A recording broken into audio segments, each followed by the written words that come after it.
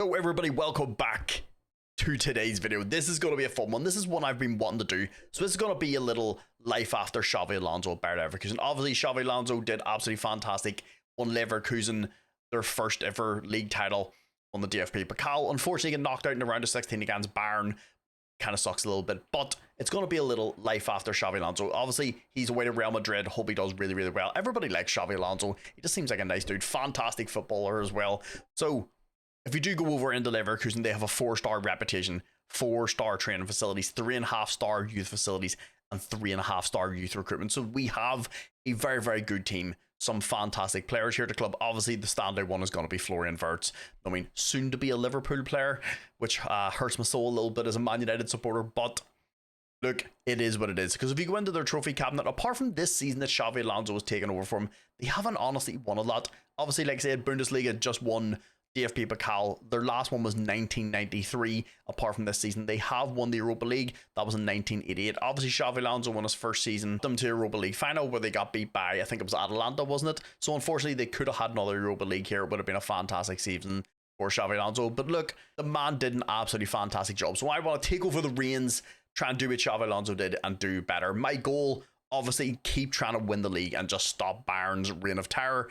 Get the DFB Pokal. It's obviously one of my favorite trophies. It actually looks fantastic, but try and get the Champions League final can be rough, but that's my goal in Champions League, to at least make it to a final at some point. Because like I said, we do have some good players here. They have a decent keeper in Matej Kovar, only 24 years old. Hincape, also another one that's absolutely fantastic. He's only 22. Tapsoba, another fantastic centre back, still only 25. Of course, they do have Jonathan Tal, but as you can see up here, he's leaving on a free. I have tried to offer him another contract. He does not want to stay. I wish I could keep him because he's fantastic. He's also German. But they do have a fantastic young centre back in Jean-Noel Belation, who they've just signed. Look, little inexperienced, but has the potential to be very, very good. For some reason have also loaned out Adilion Husianawo. Don't know how to pronounce his full name. Hopefully I got it slightly right. I don't know why they've loaned this guy out. He is absolutely fucking fantastic. I would have kept him in and around the squad. Obviously, on top of that, they have people like Granit Xhaka, who's absolutely fantastic. They also have Palacios, another one that's amazing, a little injury prone, but still a very, very good player. Then, of course, one of their stars that they have just got rid of is Jeremy Frimpong. He has went to Liverpool,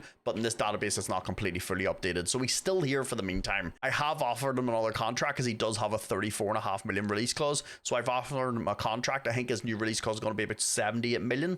His compatriot on the other side, Grimaldo, another one that's fucking fantastic, very, very attacking, good crossing, good passing, good vision. So he's going to be one that's going to get a lot of assists. And then up top, you know my love for big, strong, physical strikers. They have Victor Boniface, 6'3", 15 jump and reach, 14 heading, 17 strength, and he's still only 23. And then obviously, like I said, the jewel of the squad has to be Florian Wirtz. The kid is absolutely unreal. Obviously, like I said, heavily linked with Liverpool, probably going to cost them well over 100 million. But look, 21, 22-year-old, he's a generational talent. He can keep him at the club for like 10 years. I think if Liverpool are to do it, like I said, as it hurts my soul as a Man United supporter, I think it's a really good deal that they should do. But the thing that does suck is, yeah, we've only got 6.8 million to spend in the transfer kitty. Like I said, one person I probably am going to offer out is Jonathan Tao, because if we leave it till January, he's going to go on a free. So look, even if I can get 15 to 20 million for him right now, at least it's money that we can spend on a player to bring in full time, because we are going to need to strengthen the squad up a little bit, because if we only have 7 million, not really going to be able to do a lot of damage. So this is the tactic I'm thinking about running. I know, you're looking at it going like, Mark, this is absolutely crazy. I know. Blame GYR. He made this up. Obviously, if you want this tactic, the updated database, the save file in the corner routine, everything will be in the pinned comments whenever this video goes live for you to go and download. But look, I'm always up for trying new things. I love trying new things in real life as well, and I think this will be a fun tactic. But the main thing you're probably looking at is, yeah, Grimaldo and Frimpong are going to play as inside forwards. Look, they pretty much play this is where they pretty much play anyway for Leverkusen. Frimpong, I don't think, has been back in his own half since like 1974. So yeah, they pretty much play up here anyway. I think a forward line of Frimpong, Wirtz, and Grimaldo, obviously as their inside forwards, I'm going to play their strong foot. Grimaldo's left-footed, so he's going to play on the right. Frimpong's right-footed, so he's going to play on the left. I think these four up here are just going to score an absolute shit ton of goals. The only place I think we need somebody is our other Metzala in the middle of the park. I have someone in mind, but I don't know if I can get him in or not. And then, like I said, we're going to play Nkampe, Balesion, and Tapsoba. I want Balesion to play in here because I want to get him some football. He has the potential to be very, very good. Obviously, whenever that other centre back comes back, he's out on a season loan. When he comes back, may have to talk. I may even move Nkampe or Tapsoba up in the middle of the park and put Xhaka as the Metzala. This is all stuff we'll have to jump to whenever he comes back on loan. I can't bring him back till next year, so this is a conversation we can have next season. But for this season, we do need someone to play in the middle of the park. Another thing we also need to look at is how good is the staff of this club. So our head of youth development, 20 is really, really good, but 14 and 14, so this is somebody I'm probably going to look to upgrade. What else have we got? We've 2 assistant managers. Seems to be a lot of those now, like 2 or 3 assistant managers at each club. None of the 2 of them are very, very good. Fitness coaches, he's getting 19 fitness, not bad. 17's not bad. 18. So like their staff is okay. And I always like to show this in every video. People always end up asking me in the comments, Mark, how do you get the really, really good regen staff? I'm going to show you. It is very, very simple. So all you do is go over here, instead of just go to coaching attributes, and then go the whole way to the right hand side. See where it says TCO for tactical coaching. Click it and make sure the highest number is at the top. Obviously your number may vary depending on what club you're at. If you're at a high level club, 20 is going to be at the top. So all I do is go here and I just look for attacking and defense in really, really high numbers. So as you can see here, 16 and 18, he's ahead of youth development. This is the wee trick. And then go in, Harry Reynolds, as you can see, he's absolutely ridiculous. So I'm going to sign him as a coach. And then I just do this. I just rinse and repeat. So I find another guy. There's 18 and 18. As you can see, he's absolutely unreal. I'm actually going to make him an assistant manager because he's so good. There we go. And then we'll go down. As you can see, there's a ton of people here. There's another one, 16 and 17. Yannick Jensen, make him a coach, and this is all I do. I just rinse and repeat. I get myself a bunch of really, really good coaches, a good assistant manager, obviously a set pitch coach, and then 2 fitness coaches and 2 goalkeeping coaches. And that's pretty much how you go about getting the regen staff. It's a breeze. They're fucking really overpowered. I highly recommend going and getting them. I know some people like to keep staff as actual real people. If you want to do that, that's perfectly fine. Everybody can play Football Manager how they want to play it. That's the fantastic thing about the game. So I'm going to go see if we can maybe sell some players, get a wee bit of cash, and try and bring somebody in to play in that Metzala. So we'll be back in a minute. So like I said, there wasn't really going to be a lot of like transfer business in the first window. I did get rid of Jonathan Tao over to PSG. Look, a player I don't want to get rid of. He's only got a year left on his contract, and he doesn't want to sign new contracts, so we may as well cash in and get some money for him. Yeah, we got 17.2 million, which is perfectly fine. Look, that's what his buyout clause was. I was hoping to try and get to his buyout clause at least. So look, he's out the door to PSG. It is unfortunate. I would have liked to keep him. So we did confirm the signing of 2 players. The first one is Nicolo Tresoldi. Look, this is going to be one for the future. Obviously, I'm going to bring him in. I'm going to loan him out. He's only 19 years old, but he is very, very good. 6 foot, can play fantastic at both feet, got a good mentality, super consistent. Look, I'm gonna need someone to be able to be a backup to Boniface, and obviously we do have another striker, but he's gonna be like 30 soon, and he's also very injury prone, so I would like to bring someone in a little younger. So I've brought Tresoldi in, and look, we got him reasonably cheap, 5.5 million for a backup striker for the future. Pretty happy with this. So then another signing I have confirmed is Mutakili. Look, we're going to be playing 3 centre backs, so I need a wee bit of cover. Obviously, he's on loan for the season, and then he had a clause. Actually, no, he didn't have a clause in his thing. I had to go on offer. So it was 10.5 million. Look, this is 10.5 million is not a lot. Look, he's 26, 6'2", can play with both feet, good mentality, consistent, enjoys the big games. And look, he's happy enough to play as a squad player, and I'm pretty happy with that. He's going to get a ton of football. We get a really cheap centre back. Then the final person I brought in, I completely forgot about this because it was a loan deal. So I brought in young Hassan Quadrago. Once again, like I said, this is somebody I want to play in the Metzala midfield. Look, 6'3", can play at both feet, good mentality, consistent, big, physical dude. He's only 18 years old. He's also German, so he's going to fill in that midfield role. Like I said, he is on loan, but in the loan deal, we have an optional fee for 3.7, so I'm 100% going to be activating that. We'll get to Christmas. I'll just offer him the deal, because you know he's going to say yes, because he's getting first team football. So this is what the team is going to look like for the first season. We're going to have Kovar, a Hippocampe, a Balesion. I'm probably going to have to lock him in. Tapsoba, Janka, Palacios, and a Quadrago in the middle of the field. Frimpong, Wirtz, and Grimaldo in behind Boniface. This is going to be interesting to see. Look, this formation is a wee bit of fun. It's something different. And GYR has told me this will score a lot of goals. So I'm going to trust them. Obviously, we're going to leak a few goals because we're playing very, very attacking. But having Grimaldo and Frimpong as inside forwards, look, it's just a bit of fun. We're going to see how it goes. But I think this will be very, very successful. If we need to change the formation down the line because we're maybe conceding too many goals, it is what it is. Look, I want to start this off with something that's a little unique and a little interesting. And I think this is going to be a lot of fun. So boys, like I said, this is going to be the team for season 1. Obviously, I'll bring us back in January if there's anybody available for approach signs. And then hopefully in April, we get a good youth intake for me to bring you back. Obviously, the Crystal Palace one was terrible. 5 seasons, didn't get one good player through all the 5 seasons. So hoping, pray to anything, pray to it, boys, that we can get some good players in youth intake. So let's go play season 1. So we've got the April to our youth intake. We actually got one decent player, and he's German, which really, really helps, obviously, with registration and stuff. But look, 15 years old, he's 5'10", can play fairly good with both feet. He's got a good mentality. His physical stats are actually very, very good. 14 agility, 14 balance, 14 natural fitness, 14 stamina. Obviously, strength will come up at time. He's only 15 years old, so I'm not going to worry about that too much.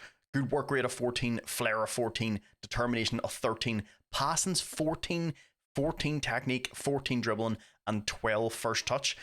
He is probably going to be a standout player. Obviously, he's going to need a few years. He's only 15.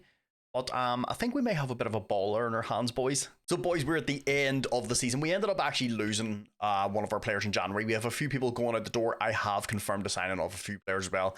The team's looking pretty good going in next year. But I'll show you the players that we lost in January. The first one was Frimpong. Look, he went to Liverpool. It's kind of like real life. So I tried to give him a new contract. In that new contract, I tried to make his release clause like 70+ million. He was having absolutely none of it. He wouldn't go past 35 million for his release clause. So I gave him a new contract. He signed the contract, and then Liverpool came in January and activated his release clause. So off he went. Then to replace him in January, I had to get somebody in the door. I'm not going to lie to you, there wasn't many people available for reasonably cheap. So I went and got young Rooney Bargy. He cost us a total of 23 million. So I got rid of Frimpong for 35, brought him in for 23. Honestly, and this kid, look, we all know, I don't need to explain to you how good Rooney Bargy is. The kid's phenomenal. The thing I love about him is he's young, he's got room to improve, but he can play fantastically with both feet. You know my love for players that can play football with both feet. Then the next one that out the door in January was Tapsoba. Newcastle come in and offered for him. I said no, he'd get upset, so we ended up having to wrangle a deal. Look, I understand. We're Bayer Leverkusen in the German league. To Newcastle in the Premiership. So they come in, offered a total of 61 million all up front. So yeah, it was nice to get a little bit of money. So then obviously I was going to need to replace him with someone very, very good. We just lost our best centre back in January. So I went out and got Diamande. Did cost us a lot of money. Look, the kid is absolutely fantastic. Costs us a total of 70 million. It works out about 30 million up front and then the rest in installments. But look, if you're gonna get rid of your best centre back, you need to bring somebody in that's absolutely fantastic. Look, 6'3", play fantastic at both feet, good mentality, super consistent, and he's only 21 and he's got room to improve. So this is the person I brought in to replace. So Frimpong and Tapsoba out the door in January, and we brought in Rooney Bargy and Diamande.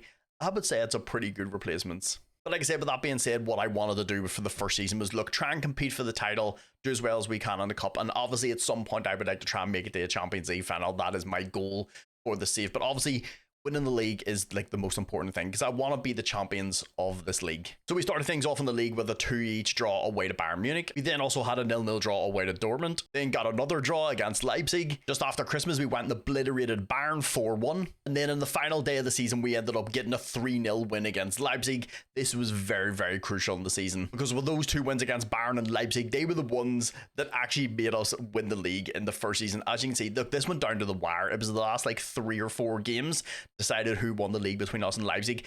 The rest of the other teams did not do great. As you can see, we played 34 games, won 23, drew 8, which honestly, I think there's way too many draws in there. 3 defeats to Wolfsburg, Frankfurt and Werder, which is weird because we didn't lose to any of the big teams. But as you can see, it's us and Leipzig massively ahead. Dortmund are down in 4th. Bayern are down in 5th.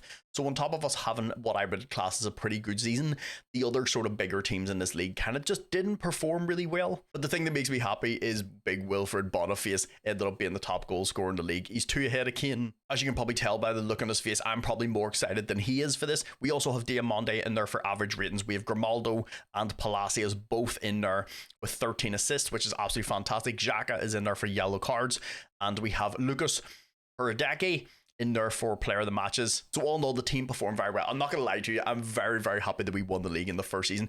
I want to dominate this league, I really, really do. I think we have the team, and our team's about to get better next season as well. With regards to the overall team stats, most points per game, 2.26. We're just ahead of Leipzig. Us and Leipzig had very, very good seasons, but like I said, Dortmund and Bayern just played terrible.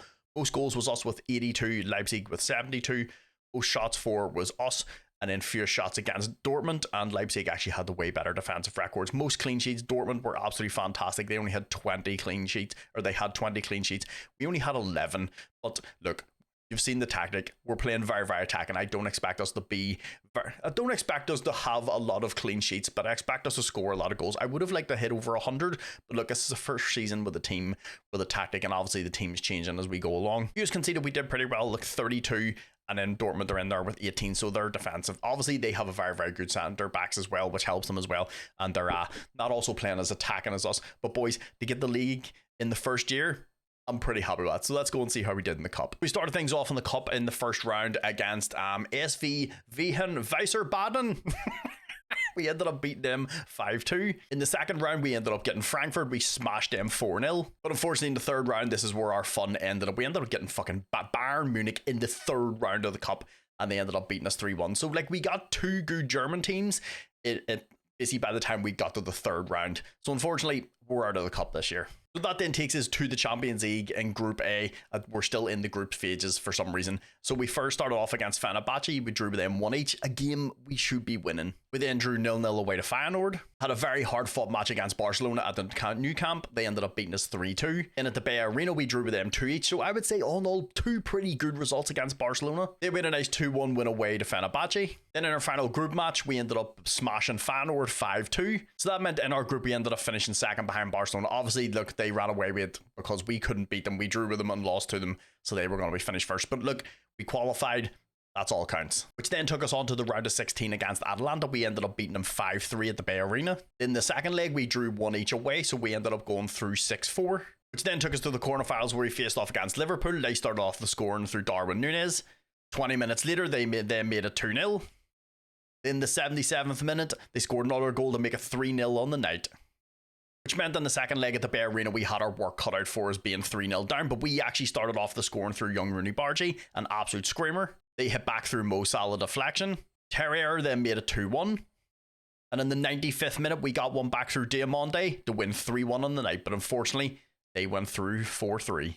Honestly, I'm very, very happy with the boys. Look, if we wouldn't have got our cheeks absolutely clapped in the first round, getting beat 3-0 really put us onto the sword, because then we ended up beating them 3-1. We scored in the 95th minute as well. Mo Salah, that deflected goal, but look, every goal sometimes needs a wee bit of luck. But look, if we wouldn't have been so bad in the first leg, we probably could have got through to the semis. But look, I'm going to take the positives out of this. Liverpool's a very, very good team in this game. And we showed up in the second leg and put in a good performance. So then jumping over into the team performances, Big Lucas played 46 games, conceded 52, which honestly is not that bad considering how attacking we're playing. He had 14 clean sheets. I really wish he was a lot younger because I would like to keep him around. He's a very good keeper. Then of course young Baleshion, who I locked in for the season, I'm going to continue locking him in. Look, is this probably making us concede 3 more goals? Probably, but look, he's a very, very good centre back and he has the potential to be amazing. And I want to improve him. And the only way he's going to improve is either I loan him out, which I could do next season because we have that other centre back coming back from loan. But he played 44 games, 1 goal, 1 assist. And of course, Big Hakampe, fortunately, got a wee bit of an injury and only played like half of the season. So started 23 games, 14 off the bench, 2 goals, 1 assist. Then of course, Big Diamande only came in January. So he only played 43 games, 24 games. I got those 2 numbers the wrong way around. But they also got 3 goals and 1 assist. And of course, they had Big Grada Xhaka playing in the defensive midfielder role. Look, he's absolutely fucking fantastic. Played 45 games, 8 goals, 4 assists. Then Palacios played 39 games, 2 goals, 19 assists. Not bad for fucking a centre midfield. Then, of course, the young man playing in beside him, Yasan Cuadrado, played 47 games, 10 goals, 7 assists. As you can see, I have confirmed the signing of him, so he will be our player next year. Look, he's everything I want from a centre midfielder. Big, strong, physical. He's also German. He has room to improve. He had a good season, considering he's only 19. Then young Rooney Bargy, of course, only came in January, played 19 games, 4 goals, 7 assists. Grimaldo played 41 games, 13 goals, 18 assists. Not a bad season from him for a guy who, you know, playing as an inside forward. And then, of course, the little maestro in the team, Florian Wirtz, played 48 games, 16 goals, 10 assists. I would like to see this go up a little bit because I think he has the potential to hit like 20 goals, 20 assists a season. Obviously, I don't expect him to do that every year, but like overall, for a 22-year-old, a pretty good season. Then, of course, the big man up top, Boniface, played 44 games, 33 goals, 4 assists. A pretty good season for him. Who wants him? Newcastle, dude, Newcastle just have so much money in this game. They're not getting him. Unless they hand me 80 million, they're not getting them. So boys, all in all, look, the team is looking very, very good. This formation is fun. Look, you are going to concede a few extra goals here and there, but look, it is what it is. I don't really mind that. And I let's be honest, we're very far into the cycle for FM24, so it's fun to try some new stuff. And like I said, if you want this tactic, everything will be in the pinned comments, along with the save file, the corner routine, and the updated database, so you can just go download it all. Go and show GYR some love, the man that made this tactic up. Look, it's a bit of fun, but it's also a very, very good tactic. So just quickly before we go over into season 2, the board has given us 21.89 million. So all in all, pretty decent. I'm getting more money in the German league than I got in the last rebuild in the Premiership. But that's not a bad amount of money. I mean, if we sell some players, we could have some decent cash. So boys, then moving over into season 2. Look, a lot's changed with the team, and yeah, karma come back to bite me in the ass. Did you remember when I said I wouldn't accept any money for Boniface? I wanted like 70 to 80 million. Yeah, had a 60 million release clause, and yeah, Newcastle activated it. Look, this isn't the end of the world. Obviously, I don't want to lose Boniface.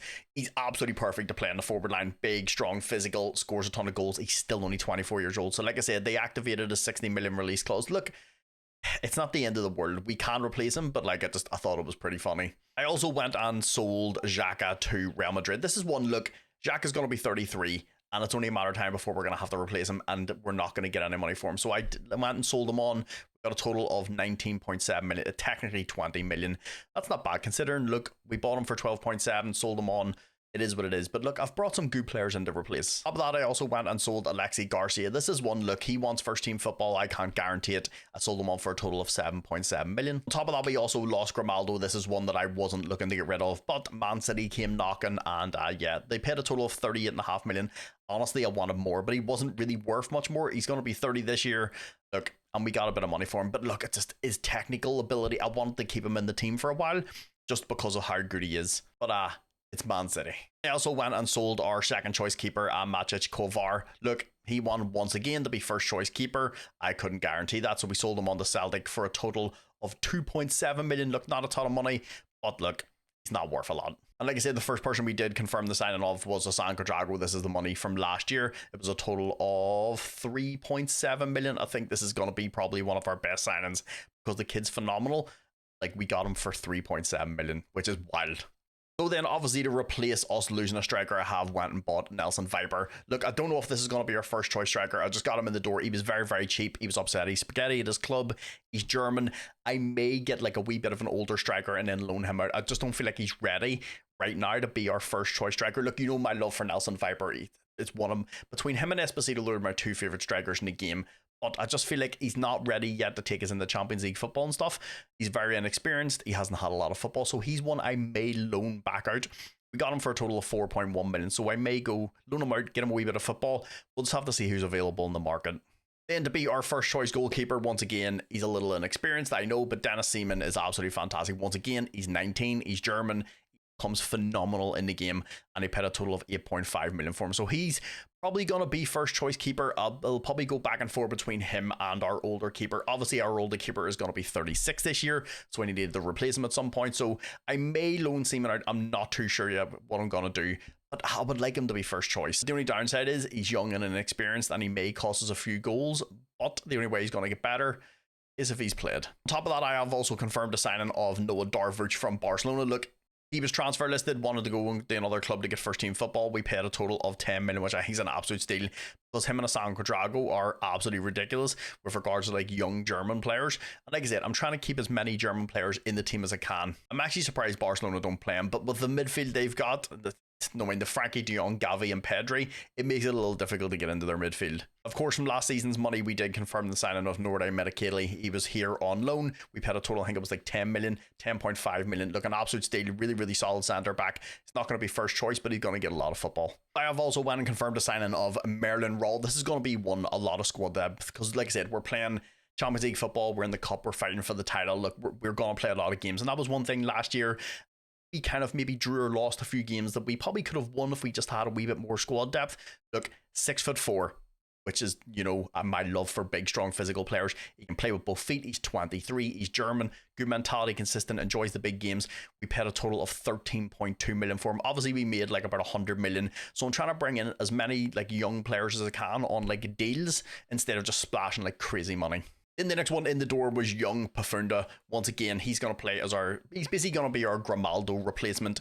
I would have liked to maybe have Grimaldo for a couple of seasons and then have Pafunda come through and learn under him, but our hand basically got sort of pushed whenever Man City came in and bought him. We paid a total of 20 million for him, which I honestly believe is an absolute steal for Pafunda. The kid's phenomenal.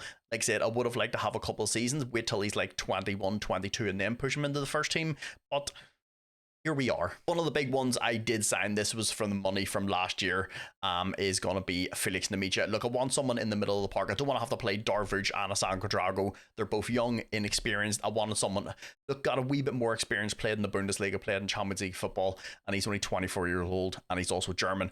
He's very, very good all round.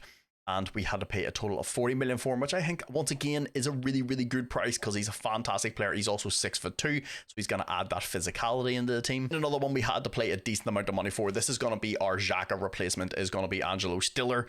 We had to pay a total of 45 million for him because Real Madrid and PSG wanted him. They didn't put any offers in. There was just interest. So I swooped in and got him as fast as possible because if Real Madrid and PSG come in, look, I can't fight them off. But like I said, he's going to be the Xhaka replacement. Very, very good all round. He's 24. He's German. He's 6 foot. I am going to work on his weaker foot though. I would like him to be able to play reasonably well with both feet. So with everybody in the door and everybody out the door, this is what the team is going to look like for next season. Like I said, Seaman will just decide if I wanted to be first choice keeper. I'm going to loan him out, but I feel like I'm more than likely going to play him. Then it's going to be Hippocampe, Diamande, and I am going to bring in this centre back. This guy obviously was out on loan last year. Cusianano. I need to change his fucking name or something. Give him a better nickname. Look, this dude is phenomenal. He would have played last year if I had him in the team, but unfortunately, like I said, he was out on loan and I couldn't recall him. So this is going to be the back line, and then I'm more likely going to try and loan Balencion out if I can. Stiller as the DM, Nemicha and Asan Quadrago in the middle of the park. Verts is upset his spaghetti. He wants to go to a bigger club, but I don't want to get rid of him. I'm going to hold on to him as long as I can. Bruno Bargi on one side, Pafunda on one side, Viper up top. Obviously, like I said, if I can get a more experienced striker in to do this for a couple of seasons, I would like to loan Viper out and get him some first team football, but we'll just have to wait and see how things go. I know a bunch of people are going to be like, Mark, you've got an older striker in Patrick Schick. No, we don't, because he wanted to leave. And I had sold him before I'd sold Boniface. So yeah, it was just a bit of a clusterfuck. Patrick Schick honestly would have been perfect to just play that role, be our main striker for a couple of seasons till Viper gets a wee bit of experience. But unfortunately, like I said, he's away to Benfica. He wanted first team football. I couldn't guarantee him first team football because I was going to have Viper and Boniface. So yeah. But I did find someone to play as our main striker though. And he's an absolute unit of a man. It is going to be Big Beto. He had a release clause over at Everton for 20 million. So basically the money we got for Schick, I basically just put back into Beto. Look, honestly, if we're being realistic, Beto's probably a better striker. One, he's not injury prone. Like I said, he's an absolute physical unit. His physicals are wild. He's 6'4". I'm probably going to work on his weaker foot though.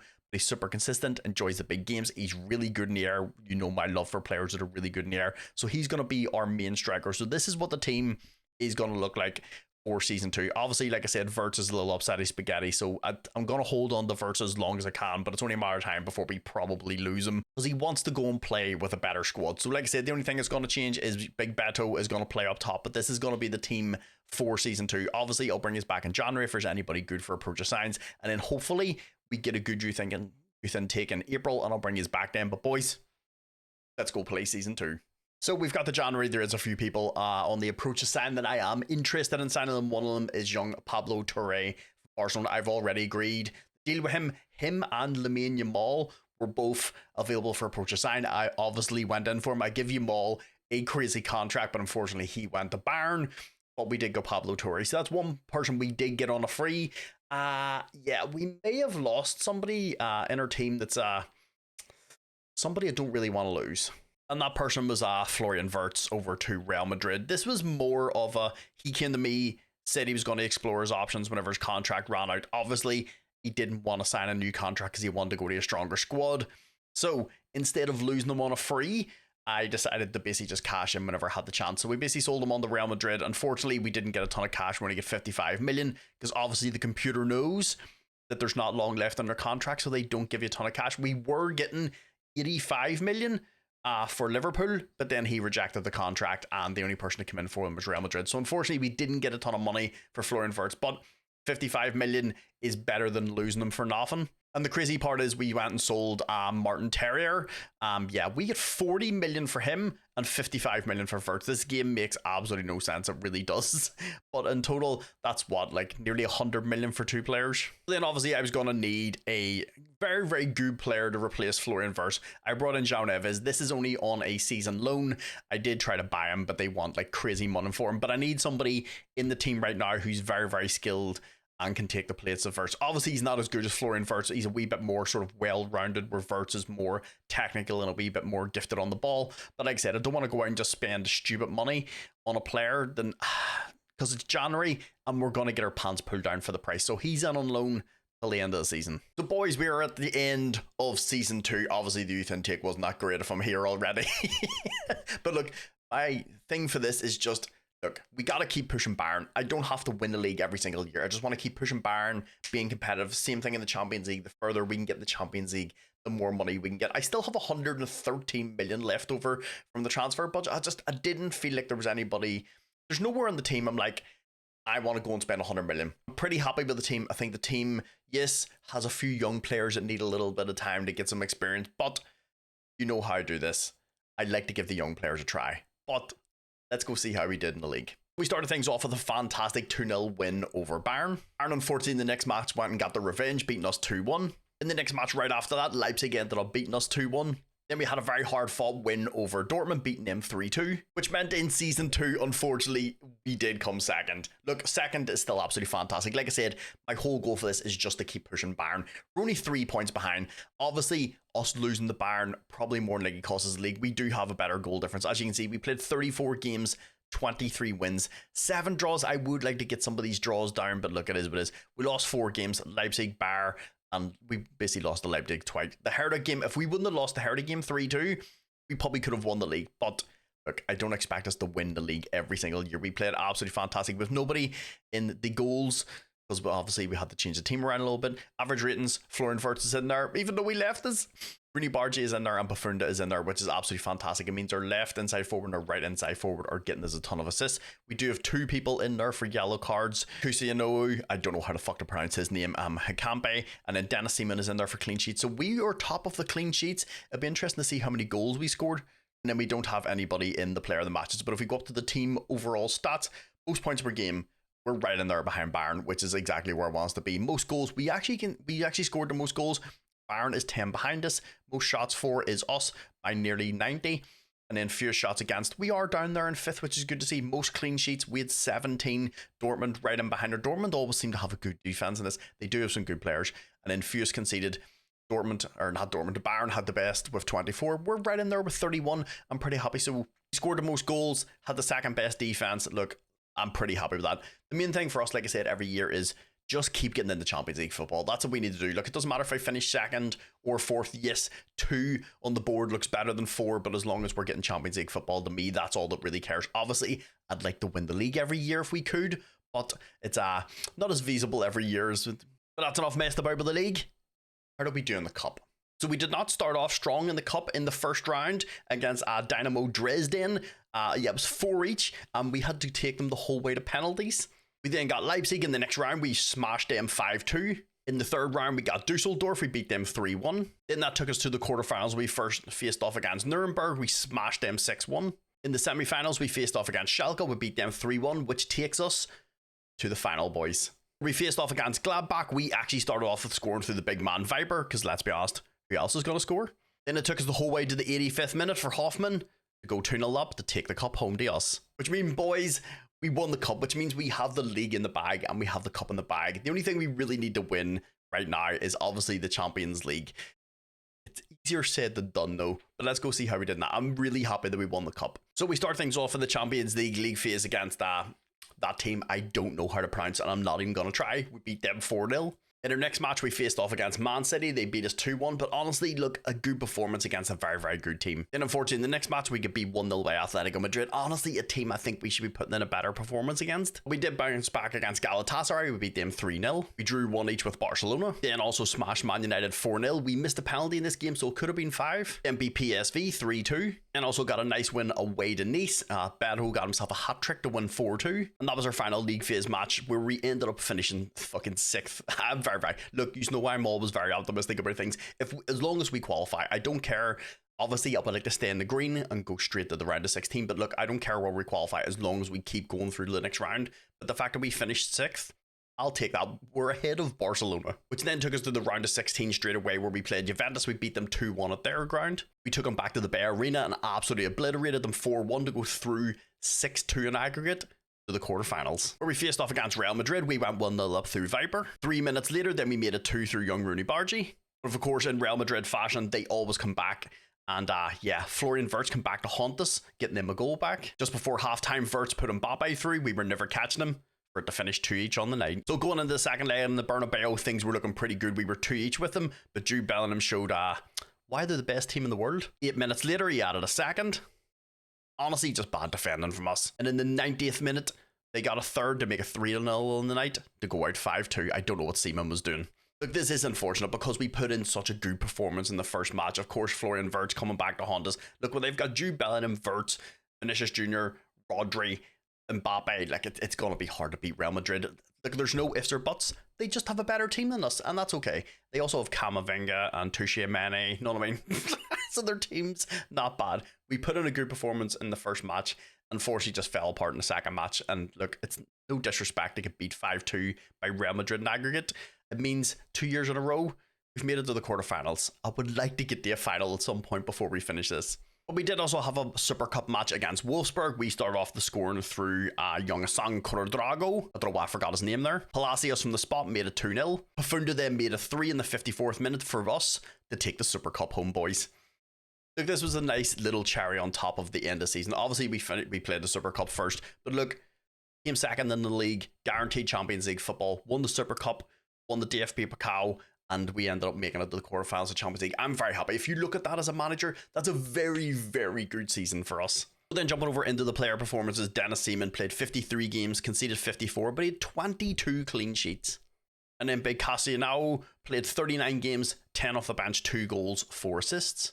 And Campe played 39 games, no goals, but he got himself 5 assists. In the big man Diamonde, 44 games played, 3 off the bench, 2 goals, 4 assists.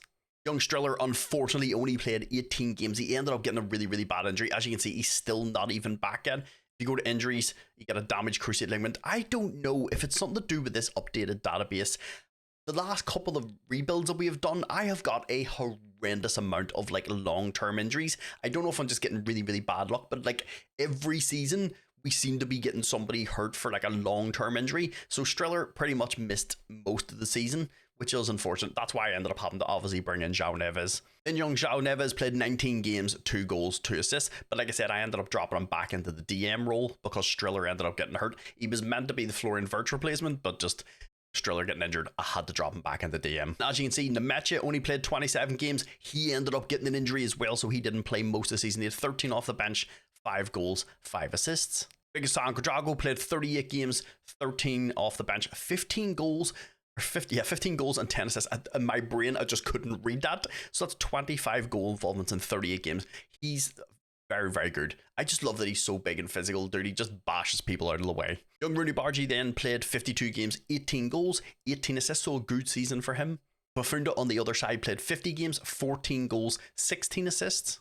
I then also dropped Darvuch into attacking midfielder. Like I said, Wirtz going out the door was a kick in the balls. We brought João Neves in, and then fucking Striller got hurt, so I had to drop João Neves in the DM and decided to just put Noah Darvuch into the attacking midfielder role. But look, he did well. 22 games, 5 goals, 5 assists. It's his first season. He's still very young, very inexperienced. And look, he has a long way to go to improve. He will probably end up just being the person who just plays here. Then Big Beto, he started 10, 32 off the bench, 18 goals with 4 assists. He had a few injuries here and there, so I think that's why he didn't start as many of the games. This is what the team ended up looking for, like, for most of the season. Seaman, Xuanduong, Hippocampbe, Diamante, Neves, like I said, in the DM role, Namicha, Asango Drago, Darvuch, Rooney Bargi, Pafunda, and Viper. This I'm very, very happy with. Obviously, there's a lot of people in interchange. We've got Palacios in there, Mudakili, Beto. I'm hoping Striller comes back. And then Ron, yeah, he also ended up getting injured. So as you can see, he's still out. He's been out for a while now. So yeah, we just seem to be getting a ton of injuries. But Balencion, I don't know what to do with this kid. I know he's amazing. I may once again just lock him in for the next season because I do want him. Look, he is 2.5 star right now, and he has if he gets a 3.5, even if he gets the 3 or 3.5 star, he'll be a really, really good center back. But I don't know. The thing is, I don't know if he's going to be better than Xuanduong, and he's still really, really young as well. I just like if you go in and compare the two. Where's Balencion? Look, I honestly just believe Balencion would be a very, very good backup. He's 20. It'd be different if he was like 17. And like you're like, right, okay, he's only 17 or 18 years old, but he's about to be 22. He's only a couple of years in behind Xuanduong. I think I just let them kind of just play this out and just like he ends up being the backup for him because I feel like he's a good player, but I don't think he's going to progress the way I want him to progress. Speaking of progression, actually really excited. I think this kid is going to be absolutely ridiculous. This is the wee guy we got last year from the youth intake. I think this kid's going to be absolutely wild. He's only 16. I don't think he's ready to bring up into the first team just yet. Obviously, he'll be like a long-term replacement for Pafunda or for Rooney Badji, because at some point, big clubs always end up banning Pafunda or Rooney Badji, so we may lose one of them at some point. But this kid, look, he's only 16. He's German. He can play fantastic at both feet. I think he's going to be very, very good. In his development, I'm working on playing as an inside forward. I was going to train him to play on the right-hand side, as an or the left hand side as an inside forward, but then training someone to play a new position takes away from their attributes. So I'm just going to keep him. Look, he can play in centre midfield, he can play as a striker, he can play out on the right hand side, he can play with both feet. So I just want to just let him progress. I am working on his attack movement. As you can see, the blue things here. So I'm working on his anticipation because it's only 9. Decision making, it's only 10. And off the ball is 12. So I'm going to work on those 3 things, try and go those up. His concentration will come up with time because he's still very, very young. But honestly, I think this wee kid down the line could be very, very good for us. Boys, that is the end of season 2. Look, all in all, I think we played absolutely fantastic. Like I said, finished second in the league, won the DFP Pokal, won the Super Cup, and made it to the Champions League quarterfinals. As you can see, we still have 136 million.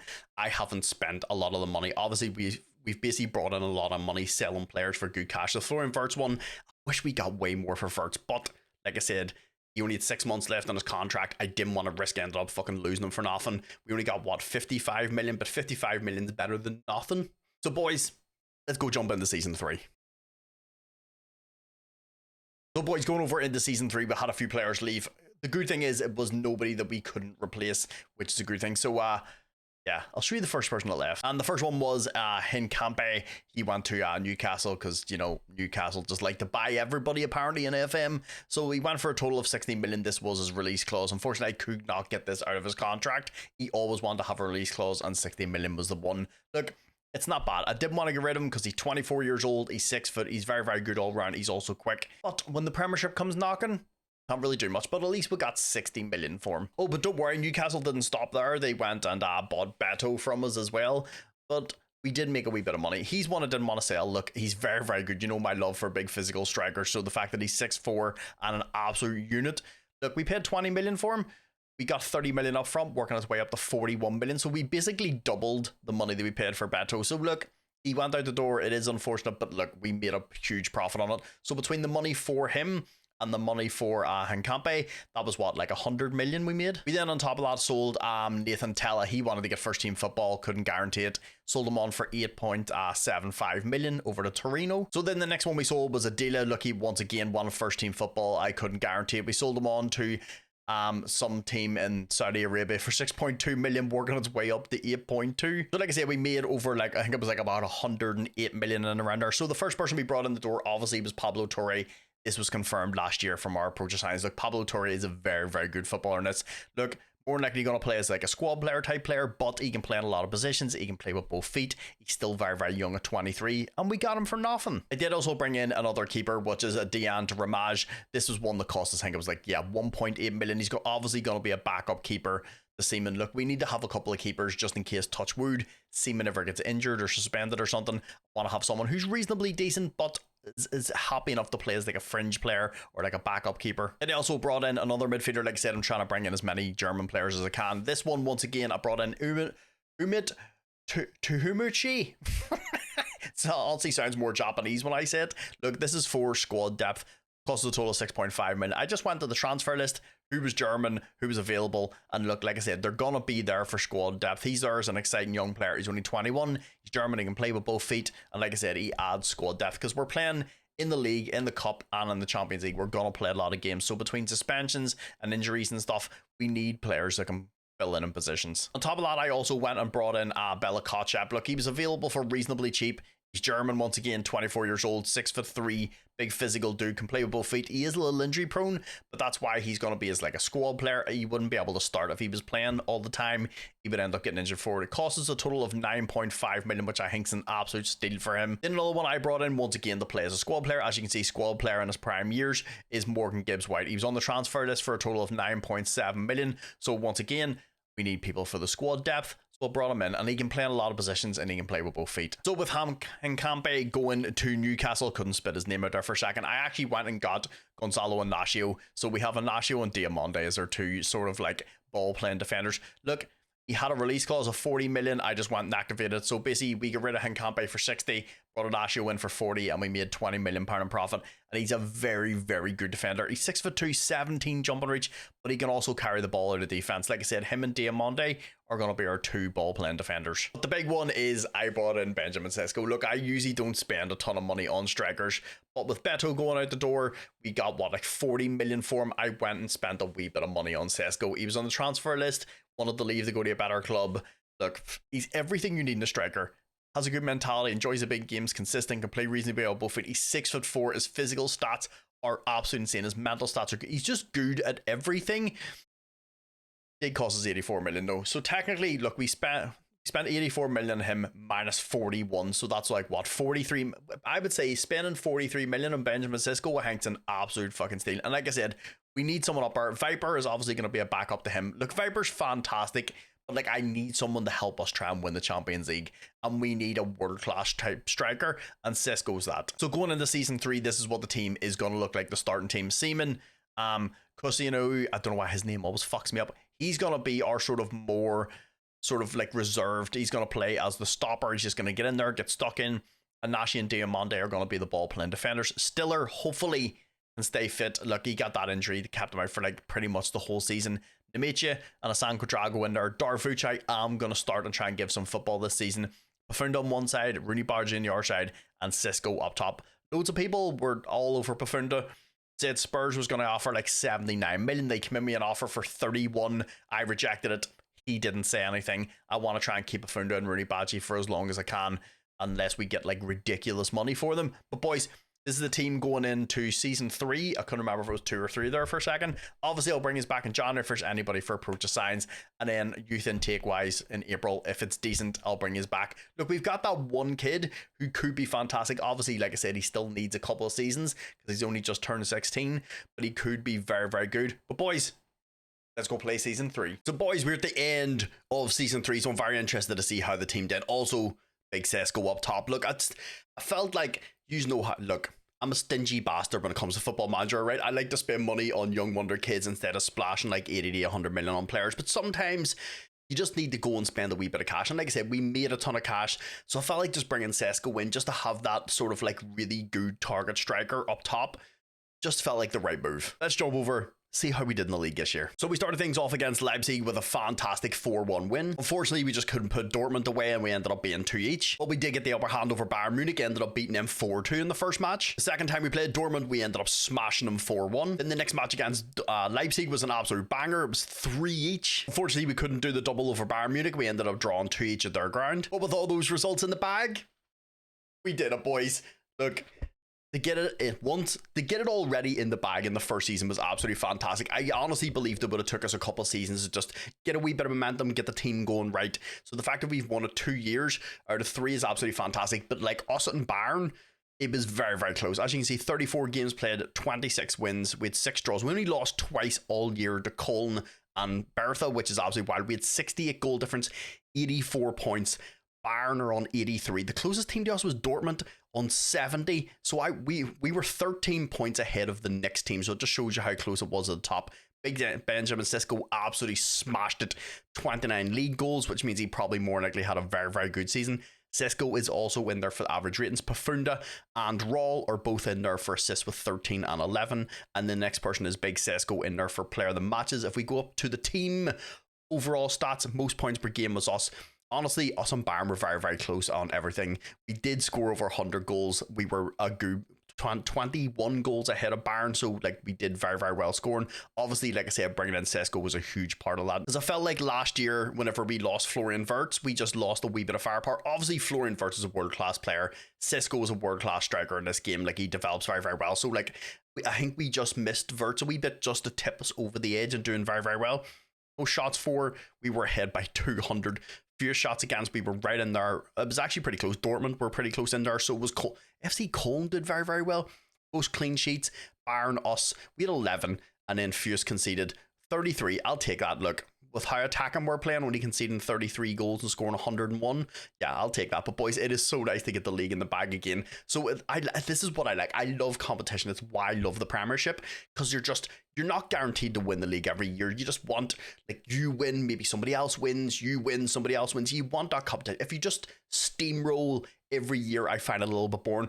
Obviously, everybody plays FM the way they want to. Some people love getting to that point where you just have that team and you just steamroll everybody, and some people love that. For me, that's when it gets boring and then I jump to another team. But like I said, everybody plays the game in their own way. Don't let anybody tell you how to play FM. You play it how you want. But boys, that is the league in the bag for this year. Let's see how we did in the cup. So we started things off in the first round of the cup against Stad Tallendorf. It was a pretty close game. We beat them 13-0.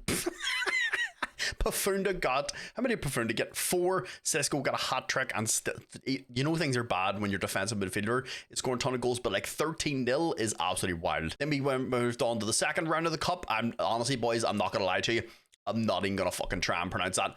We won 4-1 against Braunschweig. Which then took us on to the third round against a normal team called Dynamo Dresden. We beat them 3-0. In the quarterfinals, we absolutely ripped Leipzig apart, beating them 5-0. That then took us to the semifinals, where we played Stuttgart and beat them 3-1, which took us to another cup final, boys, where we faced off against HSV. We started off the scoring through Big San Quadrago. He's so big in game. Then our centre back that I can never pronounce got us another one. Big Cisco then made it 3. Andrich then made it 4. And then to round things off right at the end of the game, Morgan Gibbs White got one for us to win the cup 5-0. And boys, once again, look, it is so nice. This is the thing in Football Manager. People think like you over exaggerate. Man, I fucking love winning trophies. I hate getting to finals and then you lose, because let's be honest, if you get to a final, you want to win it. So the more trophies I can win for us, the better, dude. It makes the save so much more exciting. And obviously, like I said, we had a bunch of really, really good results, but we did have to smash Leipzig as well. Like, we ended up beating them, what, like 5-0 in the quarterfinals. Bayern, I don't know what happened to them. They must have got put out at some point. But boys, that is the league in the bag, the cup in the bag. We've won both of those trophies.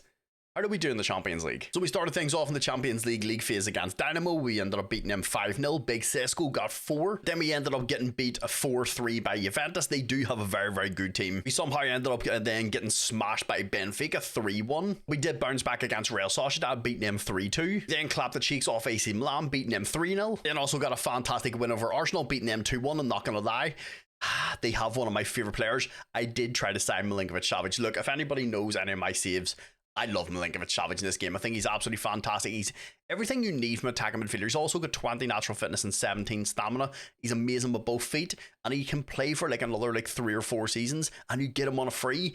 I did try to get him, but Arsenal swooped in. Obviously, they're in the Premiership. They have more pull than we do, but we beat them anyway. We then did get brought down to earth by Atalanta. They beat us 2-1. But in our final league phase match, we got a win over AEK. So if we go to the league phase, we ended up qualifying 8th. Look, once again, if I'm in here in the top 24, and as long as we get through, is absolutely fantastic. Obviously, if you qualify in the top 8, it means you miss the knockouts. So it's like 2 less games, which is amazing. Look, we're in here with Liverpool, Juventus, Chelsea, Barcelona, Tottenham, Arsenal, and Real Madrid. It's funny that you can say in the top 8 that Tottenham's here. I don't know what it is with Tottenham in this database. They're just fucking fantastic. So that then took us to the round of 16. We did not start off great. Benfica beat us 4-2. That's twice they've beat us in the Champions League now. But we did bounce back massively at the Bay Arena. We ended up smashing them 5-0. So we went through 7-4, which takes us to the quarterfinals, where we faced off against Barcelona. We ended up beating them 3-2 in the first match. I just noticed they have Jack Grealish. Hold on. What's they pay for him? 33 million. It's crazy that Man United paid 100 million for Grealish. I can't really say much. Man United paid 80 million for Anthony. Even at the Camp Nou, they couldn't stop us. Is it the Camp Nou or the new camp? I always thought it was the new camp. I'm going to call it that anyway because it's always what I called it. Yeah, we ended up even beating them 1-0 there. So we ended up going through 4-2 to the semi-finals, where we faced off against a very, very good PSG team. Unfortunately, they beat us 1-0 on the night, which meant in the second leg we had our work cut out for us because we're already 1-0 down. We also had Raul get sent off in this match. Ramos started off the scoring for them. And then right at the end of the match, they ended up getting another goal for young Jeremy Pino to put us out 3-0 out of the Champions League. While I would love to say I'm disappointed, I am massively disappointed. The fact that they beat us 3-0 is more annoying because we have the firepower to score. Obviously, as getting the man sent off against one of the best teams in the game does not help. Look, I feel like we should be scoring goals against PSG. Like, they're not amazing defensively. They're pretty solid defensively, but they're like us. They're very attacking. If we would have got beat 3-2, I'd have been happy. But the fact that we didn't score any goals, it kind of annoyed me a little bit. But then if we jump over into the player performances, young Dennis Seaman played 55 games, 61 conceded, but he did have 20 clean sheets.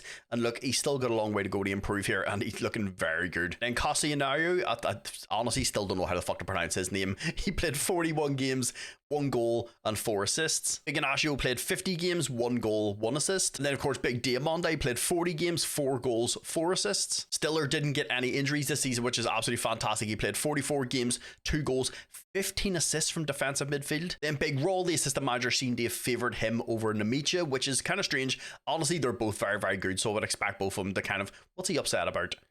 He wants a new contract, of course he does, but he did have a very, very good season, so I don't mind. 47 games played, 10 goals, 16 assists, so 26 goal involvements in 47 games from midfield. That's not a bad season. He probably deserves a new contract. Then, of course, the young man in beside him, Hassan Cuadrago, played 52 games, 17 goals and 14 assists. Young Darvuch, 52 games played, 19 goals and 14 assists. Rooney Badji, 52 games, 19 goals, 15 assists. Young Pafunda, 46 games played, 19 goals, 25 assists. So between our front three, between Darvuch, Pafunda and Rooney Badji, that's a lot. That's honestly near... Oh, what's that? Like 20, 40, 60, like nearly 60 goals and like 70 assists. That's absolutely insane. But the big man up top had an absolute banger of a season. 55 games played, 51 goals and 8 assists for Cisco. He had a 7.4 for the season. Unfortunately, young Viper didn't seem to get a lot of football, which I'm kind of annoyed about because I would like him to get a... I wish whenever you did like simulating games and stuff, you could set like parameters for like, say... Benjamin Sisko is only like 75% fitness, then Viper plays. Like, you could give more instructions to the assistant manager to give them like more instructions to like rest people and play people. Like, if I say to him, here, play Viper against smaller teams and stuff, it would make things a little bit easier. It'd be easier to get like more players, more football. And you know my love for Viper, I want him to get some football, but obviously with Sisko firing so much, I kind of understand why he didn't get a lot of football. Young Balesion actually did get a decent amount of football. He started 14 games, 23 off the bench, 1 goal, 3 assists. Young Pablo Torre started 9 games, 24 off the bench, 8 goals, 4 assists. He actually did get a wee bit of an injury. He's been out for like about 2.5 months now. And then Big Bella Kotchap's a little upset spaghetti because he didn't get a lot of football. He started 2 games, 7 off the bench, but like he signed as a squad player, so I don't know what he's upset about. Big Mudakili ended up getting a decent amount of games, 13 games, started 23 off the bench, 1 goal, 6 assists. And then I can see why Namicha's a little upset spaghetti. Look, he only started 4 games, 30 off the bench, 2 goals, 3 assists. But once again, he's also set as a squad player, so like I don't understand why they're annoyed. Same with Morgan Gibbs White. He's a little upset spaghetti, but fair enough. He only started 1 game and 9 off the bench. If he probably started maybe 8, 9, 10, probably been okay. But like, once again, he signed as a squad player. I honestly believe this team we built is very, very good. I don't honestly look at the team and think there's anywhere we need to change. We still have a lot of people that are improving. Seaman is still improving. I think our back three are kind of up where they're going to be. Same as Stiller, Sanka Drago still improving, Darvuch is still improving, the same with Pafunda and Rooney Barjay. Sesko's probably at his max. So we do have a bunch of young people who are coming through. And then, like I said, we still have this young kid in the under 18s who just at some point I would like to bring up and start giving a wee bit of football. He's also valued at 29 to 46 million. So I would say by the time he's like 18, 19, I think we're going to have a serious footballer in our hands. Boys, that is the end of season 3. Look, we won the league, won the cup, made it the Champions League semi-final. Another absolute banger of a season. Like I said, I think just bringing Cisco in is that like world-class type striker up top. Just was the last piece of the puzzle we need. The only thing I think I'm going to do for this season is probably bring a few more young players in up into the first team and just try and give people a wee bit of football. We do need a wee bit of squad depth, but I think we're kind of okay. Or I might even bring some young players in and then just like loan them out. I think it's time to start bringing some players in for the future. But let's jump over into season 4. Also, quickly before we go, I forgot to mention we did also get our initial transfer budget. As you can see, it's 89.46 million. So we may dip into the transfer market, boys. Boys, then moving over into season 4. I've only changed the team a little bit. Like I said, I don't want to mess with the team too much because I think we've just got a nice balance. I have brought some young players in. Like I said, I was going to. One big player didn't go, but I think we replaced them pretty well. And that big player going out the door was Pafunda. Liverpool came knocking. I said no. You know how this goes. They offered again. He got upset. He's spaghetti. So here we go. Look, got a deal worth 61 million, working its way up to 60. It would have liked a wee bit more, sort of like 75, like 80 million. Look, we only paid 20 for him. We pretty much tripled the profit. He's a player I didn't want to get rid of. He's very, very good. But like I said, I did replace him. Before that, we had 2 other players leave. Obviously, they're just like for squad depth and stuff. These 2 players want to get first team football. I completely understand. So Mbamba has went out to Wolfsburg for 4.6 million, working its way up to 5. Morgan Gibbs White is also out the door, even though he joined as a squad player. He went for 7.75, working its way up to 10.5 million. So all in, made a profit of just shy of like 100 million. So with Pafunda going out the door, I have brought in young Yusuf Moukoko. He was on the transfer list. He was upset. He's spaghetti at his current club, which was AC Milan, which he went to a couple seasons ago for 19 million. He was transfer listed for 12.5. So basically we sold Pafunda for like what, just shy of 70 and brought Moukoko in for 12.5. Look, he's a very, very good young player. He's also German, which is going to help with registration. He can play with both feet. Very, very exciting. So he's going to be able to play on the left, going to play on the right. He can play up top if we need him to, because you know yourself, versatility does help when you're playing a lot of games. Same with Morgan Gibbs White going out. I needed someone to be able to come in and play in midfield. So I brought in Alexander Plahovic. Once again, he was also transfer listed. He went to Bournemouth for 800,000. He actually played 36 games and then they just transfer listed him for 14 million. Obviously, I don't know if he wanted to leave or whatever. Look, it's good profit for them. We get a young German player in. He's 6'2", can play with both feet. Enjoys the big games, consistent. Like his mentality and his consistency are both dark green, which is fantastic. And like I said, I was just going to sort of start strengthening up like the under 19s and make them a little bit better. So I brought in Leonardo Arganzaraz. Paid a total of 6 million for him. Look, he had a buy clause. They wouldn't take anything less. Look, he's playing a 1.5 as anywhere from 4 to 5 star potential. If he gets a 3.5 to 4.5 star, it's absolutely fantastic. And 6 million's not a lot of money. Look, he's already worth 7.2 to 10.5. So even if we were to sell him, we'd get our money back straight away. But I'm going to leave him in there. He's only 18. Leave him in for a couple seasons, loan him out, get him some football. Could be very, very good. Another young player I've brought in is Thomas de Martins. We got him from Lunes. I've loaned him out to Independente for the season, but he's only costs us 5.7 million. Another one in this database that always has a ton of potential. I always see him moving around. So he's playing a 2-star, has anywhere from 4 to 5 already. Has very, very good stats. A bunch of yellows in there. He's got 15 finishing, 14 technique. Anticipation is 16, 14 composure, 14 decision making, 14 determination, 14 flair. Off the ball is 13. Physical stats are good. He's also 5'10". He's a good height. Play fantastic at both feet. Got a good mentality. Like I said, he's only just turned 19, and for 5.7 million, a good one to bring in. Loan out for a couple seasons, see what he looks like. Already valued at 17 to 25 million. Another one I've brought in is Gabriel Pala. This is a young centre back. We paid a total of 5.2 million for him. The one, 6'2", physical stats are insane. Got a great mentality. Play fantastic at both feet. He's got 20 bravery, 19 determination. Does determination still help players develop? Because I think determination is also tied to their mentality, right? Things change a lot in Football Manager, so if you know like all the background behind that, let me know in the comments down below. But that's the way it used to be. But anyway, high determination, good bravery, tackling a 15, positioning a 14, teamwork a 14. Like I said, for a really, really cheap price. One, if he comes in, he's a really, really good centre back. Even if he helps us with squad depth down the line, it's fantastic. And he's German and he's only 18. The next one I brought in is Akanta Shimizu. Doesn't sound like a German name, to be honest. 17-year-old German young attacking midfielder. Look, very Arda Güler-esque. Not quick, not good in the air, but like mental, physical, vision, and technical are all very, very good for all the age. And we got him for a total of 4.5 million, which is an absolute steal. As you can see, dribbling a 14, first touch is 16, 15 technique, Teamwork and work rate are 18 and 15, 16 vision, 13 off the ball, 15 flair, composure 13, decisions 13, anticipation of 14. So mental stats for 17-year-old are absolutely wild. Like I said, physical stats need to come up a wee bit, but like I said, he is very Arda Güler-esque, and he also has a really, really good mentality. Then the next one I brought in is Alexandru Stoyan. Like I said, in this updated database, there's a few sort of different wonder kids. He's one I'm going to bring in. I'm going to try and get loaned out. I've tried to loan him out a couple of times. Nobody's interested. Worst comes to worst, we put him under the under-19s for season, get him a wee bit of development. But as you can see, once again, didn't pay a lot of money for him, 2.9 million.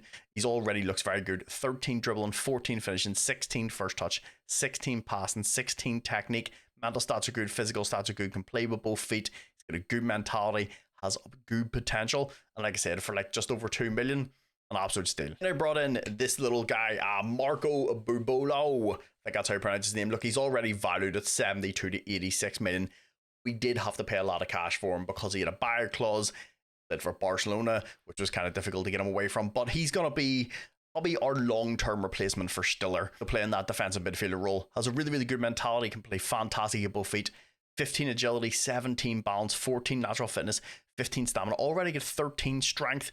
Aggression's good. Bravery is good, concentration is good, decision making is good, determination is good, teamwork and work rate are good, positioning is good, really, really good tackling. I was going to say his passing is actually really, really good for a defensive midfielder, which I do want him to get a wee bit better because, like, even though we play a DM, it's not on defense, it's on support. So I want him to be able to sort of take the ball and play the ball. I don't want him to be kind of the way like a Manuel Ugarte plays for Man United, just like he's just an absolute destroyer. I'd like him to be able to play a wee bit of football. Like I said, we did have to pay a bit of cash, 39.5 million, but it is what it is. Look, when players have buyer clauses, clubs don't want to get rid of him. And the fact that we got him from Barcelona, there is a kid, it was between this guy and another young German guy, this young guy, Luca Power. It was between them two, which one I was going to get. Power, the downside is he's only fucking 16. They don't want to get rid of him. He's one I'll probably down, I'm not going to lie, down the line. I think he could be a wee bit better kind of all round. I think I would probably end up playing him as one of the central midfielders at some point. I do want to get him in, but he is going to cost a bit of money. He's valued at 36 to 43 million. He'll probably sign another contract and then have like a 50 million release clause. But look, he's 16-year-old, he's German, 5'7", a little shorter than what I usually like, but if he's a fantastic footballer, we're not really going to matter. Good mentality, can play well with both feet. You can see the mental stats are absolutely insane. He's got 13 anticipation, bravery's good, 13 composure, 13 concentration, 16 decision making, 15 determination, positioning of 16, 17 teamwork. The good thing is he's got 14 marking along with 16 passing, 13 tackling, and 12. Like, it's just, I think he'd be very, very good all around. Obviously, he needs a wee bit of team, he needs a wee bit of work and a wee bit of first team experience. But like at 16, this is one I'm probably going to go for at some point down the line, but just because he's 16 but just can't get him yet. It's one thing that kind of frustrates me a wee bit with Football Manager. Like, the computer seems to be able to go and get these like 16 and 17-year-olds, but yet you can't get them. Apparently they just don't want to leave, and then they go and sign for Man City like a week later, even though you've both got like the same reputation or something. It's a little frustrating because I would like to go in there and just try and get this guy. I even tried to even do a wee deal for like, could I loan him in and then just throw him in? Because of his first team obligations, they wouldn't even let me loan him in. But this is one for the future that I'll probably use to replace the big man role in midfield. Like I said, obviously he's 25, in a couple of seasons he's going to be 28, 29. And that wee kid would still only be like 18, 19. So he'll probably be the long-term replacement for Raul. It's just, how much money is it going to cost us? With everybody in the door and everybody out the door, there was one other transfer debacle. It's all finished now. So, Rooney Bargy. So a bunch of teams come in and offer. I think it was like Chelsea, Arsenal, PSG, and Atletico Madrid come in and offered.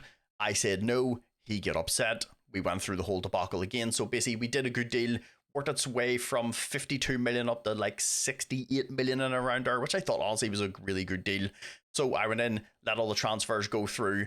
He rejected every single fucking one of them. After complaining to me that he wanted to fucking leave, I said yes, and then he said no to all the teams. Like, he rejected everyone. So what my plan was with the team was obviously bring Makoku in to replace Pafunda. That makes sense. And then I brought Badowski up, the wee kid from the under-19s, the one that looks absolutely fucking fantastic. I'm going to bring him up, and then he would replace Rooney Bargy. But now Rooney Bargy's in the team. I don't know what to do with Bandowski. I may just loan him out. I'm not too sure what to do, because if Rooney Bargy's going to stay, he's obviously better right now. And Bandowski just needs a little bit of time, but I'm like, oh, I'm not going to be able to get rid of Rudy Barge now because he wants to stay. As you can see, he's not even upset anymore. I don't know what the fuck is going on. But the team for this season, Seaman, obviously the backline stays the same. Xuanduong, Inacio, Diamante, Stiller, Raul, Asanko Drago. Obviously, this will interchange, like Amicia and stuff can play in here as well. Darvuj, Mokoku, and Sesko. The inside forward on the left hand side may change. This may just go back to Rooney Bargy, and I may just loan this kid out. Like I said, I have loaned out Tresoldi for another season as well. I know it's one you haven't really seen a lot of. I've just been loaning him out, trying to get him some football. I have made him sign Narc. Look, he's only 23, and look, it still says he could improve significantly, and he just keeps getting better and better and better the more I loan him out. And like I said, we only paid a total of fucking what, 5.5 million for him. How much is he worth now? 23 to 29. So if we were to sell him on, I say if I sell him on for 20 million, we make 15 million pound profit. But I would like to keep him in the team, but I'm just going to keep loaning him out. I've loaned him out to Everton for the season. Boys, that is everybody in the door and everybody out the door for season 4. Obviously, I'll bring you back in January if there's anybody for approach of signs. Haven't really been doing much of the approach of sign stuff. I feel like we've just got a good team. I don't really need to fuck with it too much. The only problem is trying to hold on to your players, because like obviously if Liverpool, Real Madrid and all them come in, it's kind of hard to hold on to your team. We're still, even though we've got a good reputation, we're still in the German league, and like the Premiership comes knocking, or the Saudi league, you can't really do much. Obviously, I'm hoping we can get another good player through youth intake this year. I have increased our, where's the thing? Club info. If it goes through, our youth recruitment is now up to 5 stars. It's first class. So I'm hoping over the next like 2 seasons or so, we can get some decent players in through the youth intake. But boys, that's enough messing about. Let's go play season 4. So boys, we're at the end of season 4. We've had a very, very good season. Let's jump over and see how we did in the league. So we started things off in the league with a nice little 1-0 win over Leipzig. Then drew 2 each with Bayern. Smashed Dortmund 3-1. Obliterated Leipzig 4-1. And on top of that, we also smashed Bayern 4-1. So as you can probably tell, we won the league and we did very, very well. We only lost 1 game all season. I'll show you the schedule. It was the fucking second last game of the season. 2-0 defeat to Cologne, which was kind of, I'm not going to lie, a little disappointing. We could have went undefeated. We did 34 games, 29 wins, 4 draws, and like I said, only that 1 defeat. We had a 78 goal difference. We finished on 91 points. We were 21 points ahead of Dortmund. Bayern had a terrible season. Leipzig are down in 6th. So on top of them not playing great, we also played fantastic. Big Cisco, 26 goals. He's 2 ahead of Vermeer. He's also in there for average ratings. Pablo Touré is also in there for average ratings. Touré is in there for assists. Dennis Seaman is back at the top of the clean sheet. So we've probably scored a decent amount of goals and also kept a decent amount of clean sheets. Big Cisco is at the top for player of the matches. If we go into the team stats, most points per game is us by 2.68. The closest to us is 2.06. We did score over 100 goals. We scored 102. The closest team was 68. Like I said, I just think on top of us playing really, really well and the other teams around us is not playing great, it's making us look a lot better. Most shots for, we were up there by over 300. Fewer shots against, we are top of that as well. Most clean sheets is us. We're starting to get into your groove. I think the team that we've built, like I said, bringing Cisco in was just the final piece of the puzzle that we needed just to build, tip the team over the edge. And then Fierce conceded 24. This is exactly where we want to be, dude. We score 102 goals and only concede 24 all season in the league.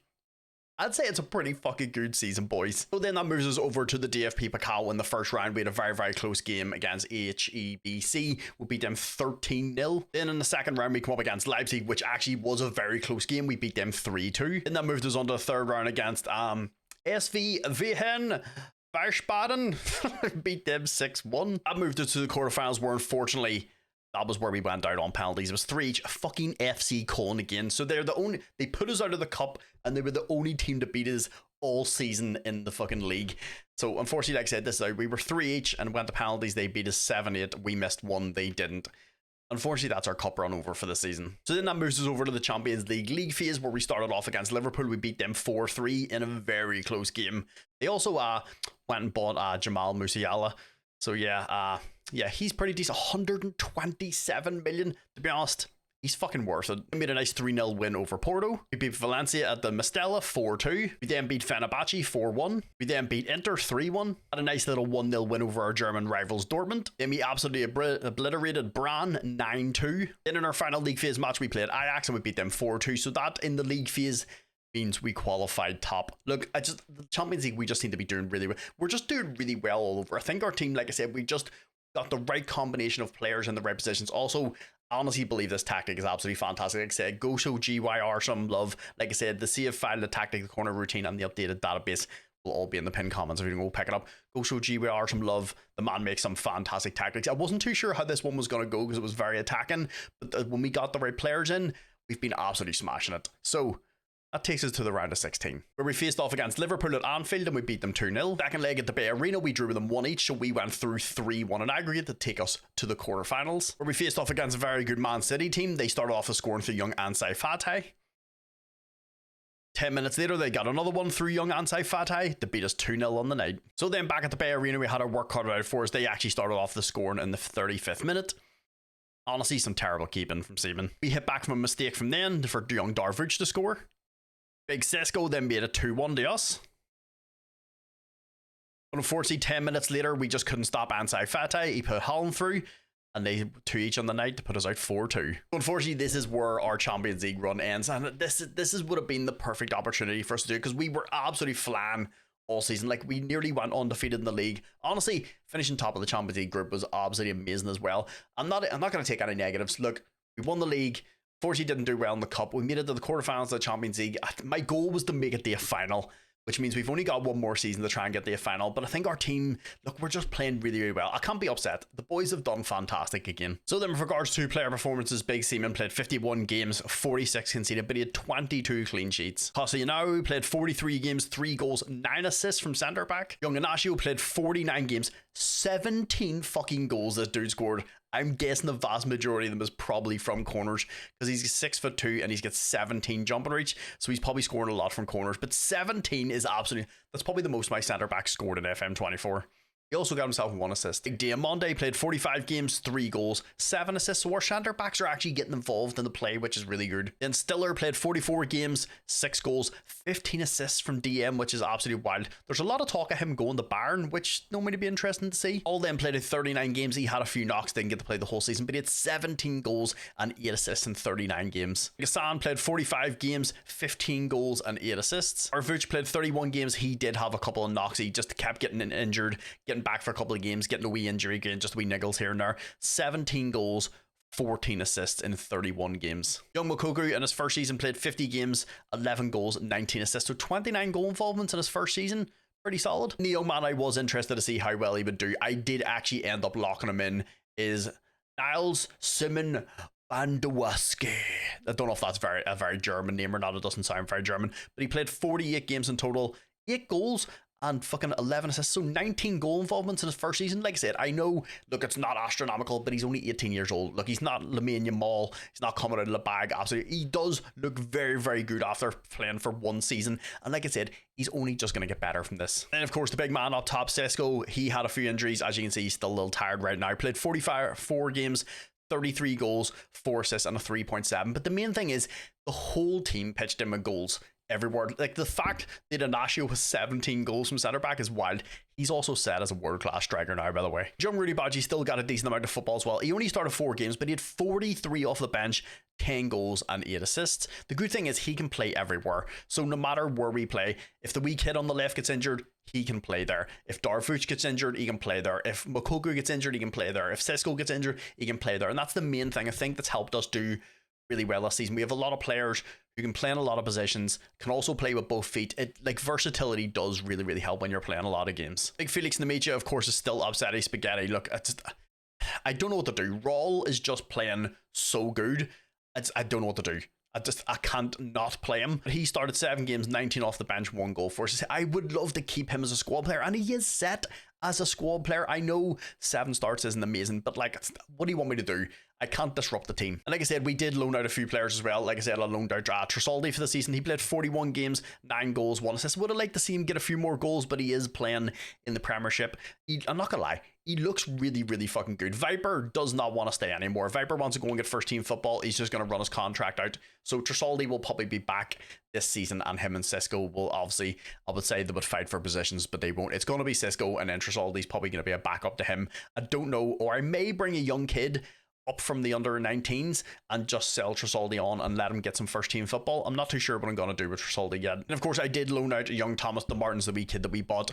He did have to have 2 loan spells because I loaned him out to Independiente, and their season finishes like halfway through like the Premiership season. So I loaned him out. Obviously, you get 19 starts there, 2 goals, and then I loaned him out to Elche. Whenever he came back, he had 17 games, so he got a decent amount of games. And like, he's still only 19. He's developing. Like I said, I'm probably just gonna keep loaning him out for a couple of seasons. So I did also sign one player right at the end of January, and it is this young guy, Cedric Martin. I loaned him out. The worst part is, dude, I loaned him out in January. He only get fucking 6 starts, 2 goals, 2 assists. Like I said, he's still developing. He also looks fantastic. We did have to pay a total of 28 million for him.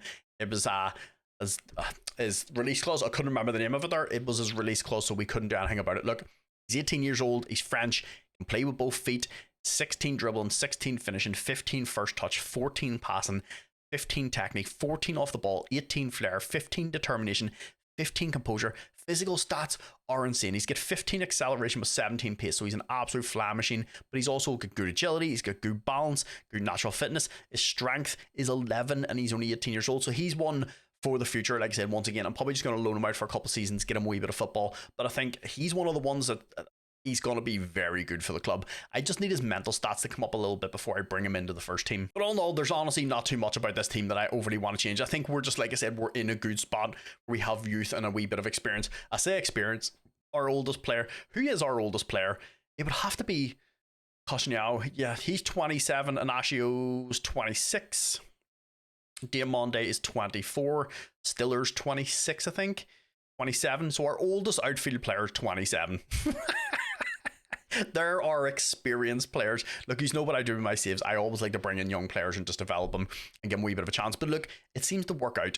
And we've kept a very, very good balance of like German players. Siemens German, Stiller's German, Roll and Alessandro Drago are German. Darvuch is German. Bandawischki is German. Mokoku is German.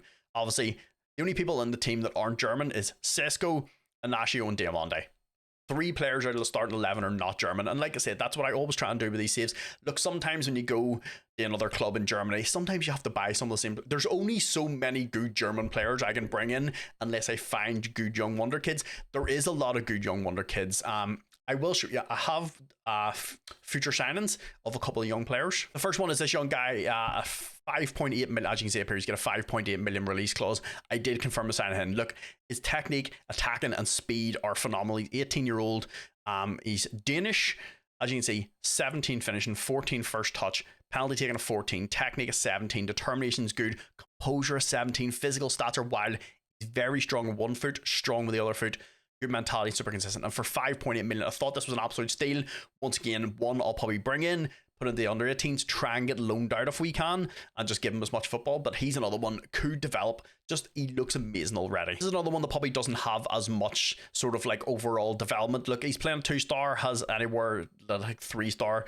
But sometimes I've bought some players, brought them into the team, and we give him a wee bit of development. He could probably hit like 3.5-star, maybe 4-star. But look, he was worth 3.7 million. This is going to be one for squad depth as well. I'm going to bring him in, going to loan him out. We paid a fucking 3.7 million for him. 15 dribbling, 17 finishing. Technique is good. Teamwork and work rate are fantastic. Flair and determination are both 18. Physical stats are absolutely wild. He can play reasonably well with both feet. He's got a really good mentality. And like I said, for a really cheap price, it helps bolster the under 19s. But it is, like I said, once again, another one I would like to get loaned out instead of just keeping in the under 19s. But we'll just see what happens when he comes in the summer. And this is one I've been honestly trying to get for a while. I found him when he was 16. He just didn't fucking want to come to us. So I have had to wait 2 seasons. They haven't really overly used him that much. He is going to cost us a total of, I think it was 10 million. Yeah, 10 million total. But he's one of those ones. This is probably going to be the one, if you take the save on, it will probably more likely be him and Cisco. That'll be your 2 strikers. Because he's very, very good as well. But he's also 6'4". Amazing mentality. Can play reasonably well both feet. 17 finishing, 17 first touch, 16 heading, 15 technique. Mental stats are pretty good as well. Physical stats are absolutely insane. He's got 16 stamina, 15 jump and reach. So, like, he's going to be really, really fucking good in the air. So, him and Cisco, if you do take a save on at some point, will probably more than likely be your 2 good strikers. But he's one next season. I'll probably loan out for a season. So that's the 3 players I have confirmed from January. I found them, no, actually it was from April. I found them whenever I was doing youth intake. Obviously the wee striker I've known about for a long time. But look, all I'm going to keep doing is adding to this team. I don't think we need to go out and splash like 80, 90 million on a player. Like I said, I think the team is perfectly good where it is, and that we just need to keep adding to the youth squad. And when I want you to take this save on, I want you to just have a fucking plethora of really, really good young players to bring in the team. Because obviously, you may not want to play this formation. You may want to switch to a forward back, which means you'll have a ton of players to be able to switch, and you can play the game however the fuck you want. This formation, I've been having a lot of fun with. I wasn't too sure how well this was going to go, because like it looks a little all-out attack, but our defensive record's been really fucking good. But boys, that is the end of season 4. Like I said, won the league, guaranteed Champions League football again.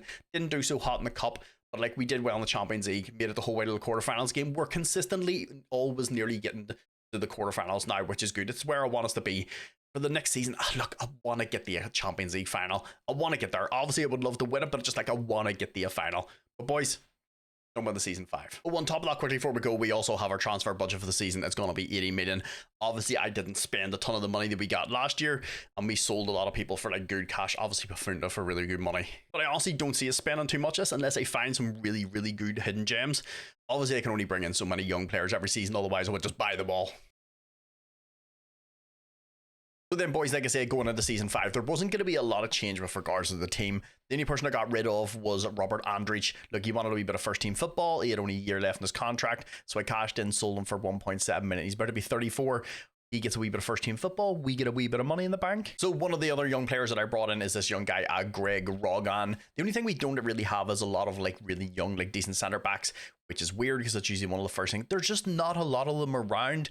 And one that I was interested in bringing in, they wanted like 68 million for him. I'm not going to spend that much for a young centre back. So this young guy, Greg, I brought in, cost us a total of 12.5 million from Nottingham Forest.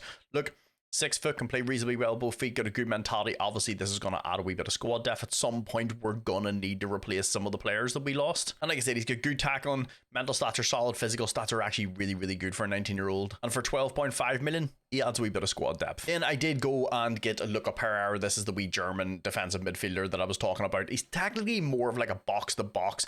I think he'd be very, very good all around. One thing that's kind of strange, so we paid a total of 28 million for him. I said to you it was going to cost us a wee bit of money. And lucky enough, he signed a contract. He had a 51 million release clause, and we got him for 28. So no mind, I'm not going to say anything. But yeah, now he's got a red mentality. So I actually had to go back and look at the footage. I was like, did he have a red mentality when I was talking about him? I knew he didn't. He had a green mentality, and then he was fine. We bought him. Now it's red, so I don't know what the fuck's going on. Apparently his personality has just changed over the last 3 months since we looked at him.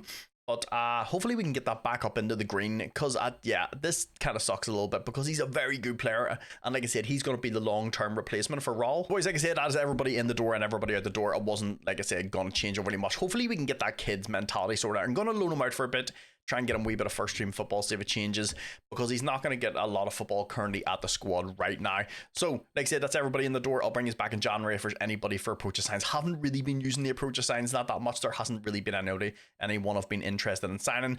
Like I said, we do have 5-star youth recruitment. Our last youth recruitment was 2.5 stars, which wasn't great. But like I said, we've brought up a bunch of really, really good young players in. We've basically just made up for us not getting good youth intakes by just ban players. Obviously, I would like to not do that and just have them come intake. People that do saves that are solely based around youth intake must have a fucking horrendous time. I swear to God, because like, unless they're really good with their youth intakes, I have no luck. My youth intakes, I'll maybe get like one good player out of like every 12 to 15 seasons I play. But that's just the way it happens, and unfortunately we just don't get good players. But boys, that's enough messed about. Let's go play season 5. So boys, we're at the end of season 5. Look, I think the thing that's made this a very, very fun rebuild is the fact that we've basically used a wee bit of a wacky formation. Remember, guys, going so GYR, some love. Everything to do with this whole save will be in the comments down below. The save file, the quarter routine, the updated database, and the tactic for everybody to go and use. This tactic has been a lot of fun. I wasn't too sure because it was so attacking how things were going to go, but things have been going pretty well. Last season, we were undefeated in the league. This year, obviously, staying undefeated in every season is going to be difficult. If you can do one undefeated season, you're absolutely fucking smashing it.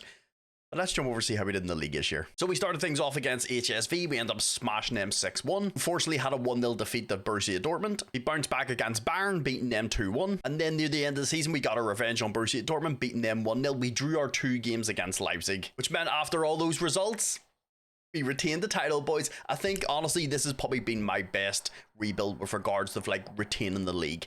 Honestly, you know I don't bullshit. I always tell the truth. I didn't think we were going to win the league. For the first maybe 2 seasons, it was going to be a little difficult. Bayern just kind of didn't play great for the first couple of years. This year, it has been very, very close. Also, huge shout out to Augsburg, finishing fucking 3rd in the Champions League, bro.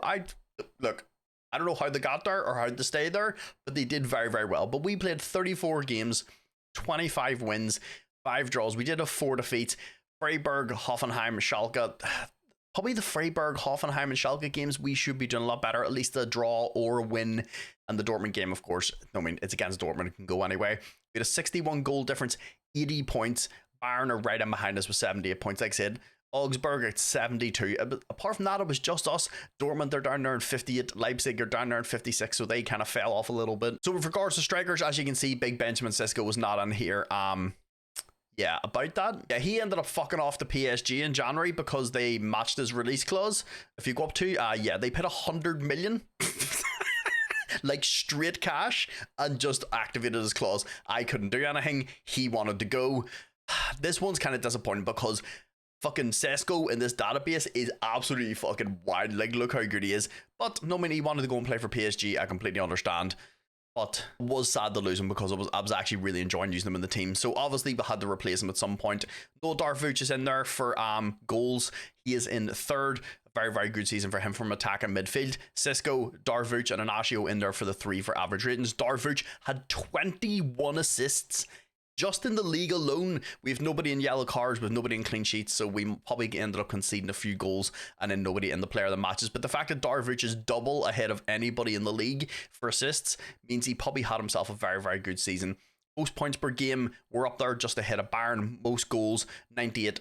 Couldn't get over the 100 mark, but no, I mean, when you lose Benjamin Sesko in January, like, we're gonna... Honestly, I think we did very, very well. With Sesko leaving, we did very, very well to smash 98 goals in the league. Most shots for, we were 200 ahead of Bayern. Fierce shots against. Look, we're down in 2nd. I'm pretty happy with that. Most clean sheets, Bayern. We only had 8 clean sheets, which is a little disappointing, I'm not going to lie. And then fierce conceded. We were down in 4th. We conceded 37, so it means either some of our defenders got a little injured, or we had just a wee bit of a horrible season with regards to defending. I don't see how we fell off. We did very, very well last year, so we'll have to check and see if anybody had any injuries. But all in all, boys, absolutely smashed it with regards to the league. We have won it, what, 4 out of the 5 seasons? I'm pretty happy with that. That then moves us over to the DFB Pokal in the cup in the first round. We played Alzeneo. Absolutely, I think I absolutely nailed the boys. We beat them 11-0. So that then moved us on to the second round. We played Kaiserslautern. We beat them 5-1. Boys, don't get too excited, because we ended up going out in the fucking 3rd round to Dynamo Dresden on penalties.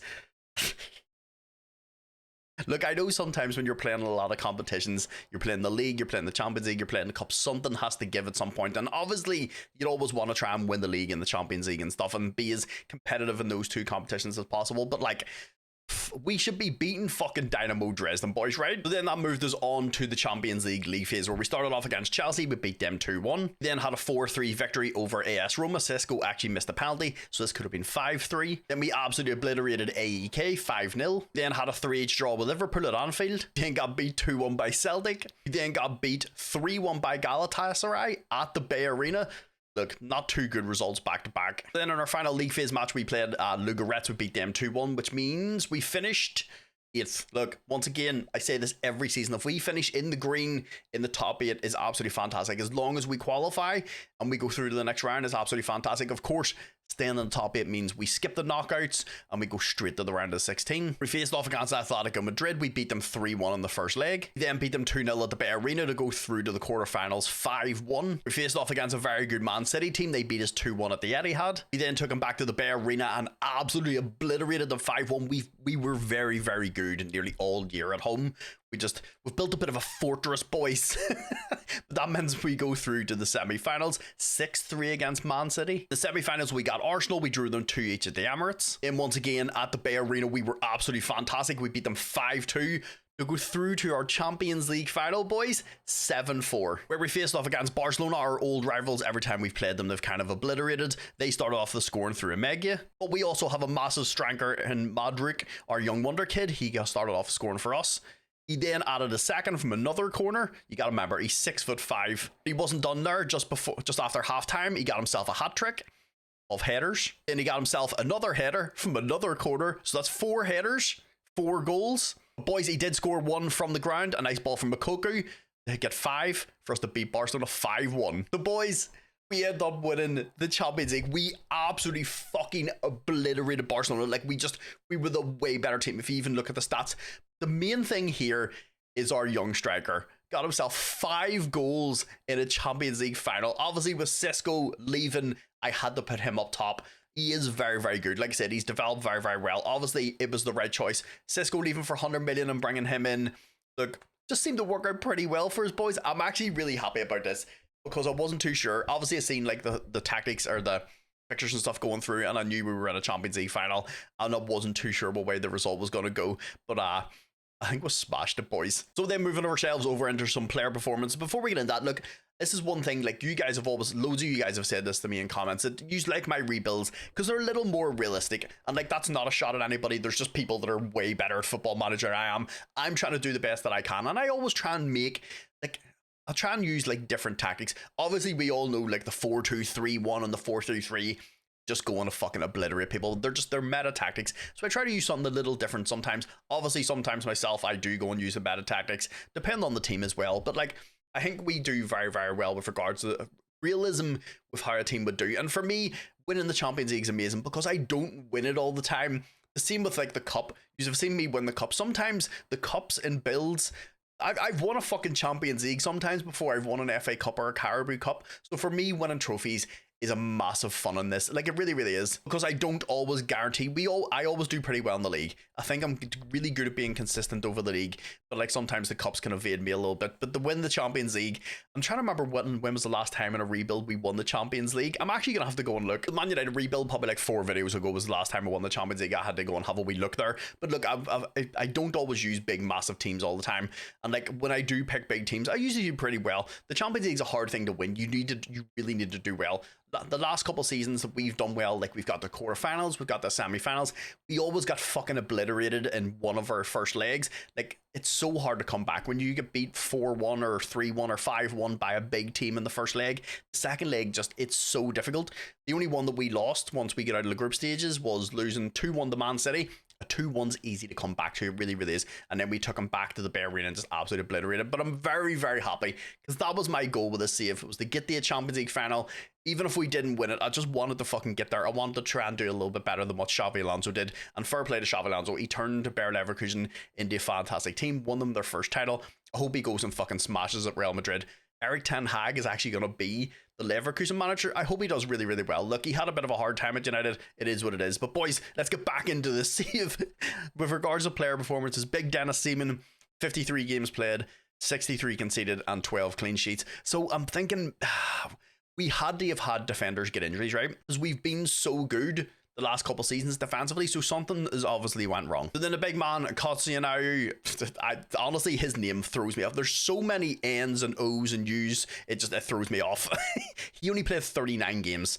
2 goals, 1 assist. So that could probably be one of the reasons it doesn't look like he played the full season. Then Big Ignacio played 49 games, 12 goals, 6 assists. Big Diamante played 44 games, 1 goal, 8 assists. So nobody in our backline played like over like 48, 50 games. And Stiller played 52 games, 0 goals, but 8 assists. And Raul in midfield played 48 games, 12 goals and 18 assists. Bro, that is so good. What's that? 30 goal involvements in 48 games from centre midfield. Nassan Quadrago, 33 games played, 17 off the bench, 14 goals and 11 assists. In the young kid, Bawandowski, he played 45 games, 20 goals, 7 assists. So whenever I came back in March for the youth intake, which was absolutely terrible, by the way, I had noticed that obviously I have reject all offers on while I'm away.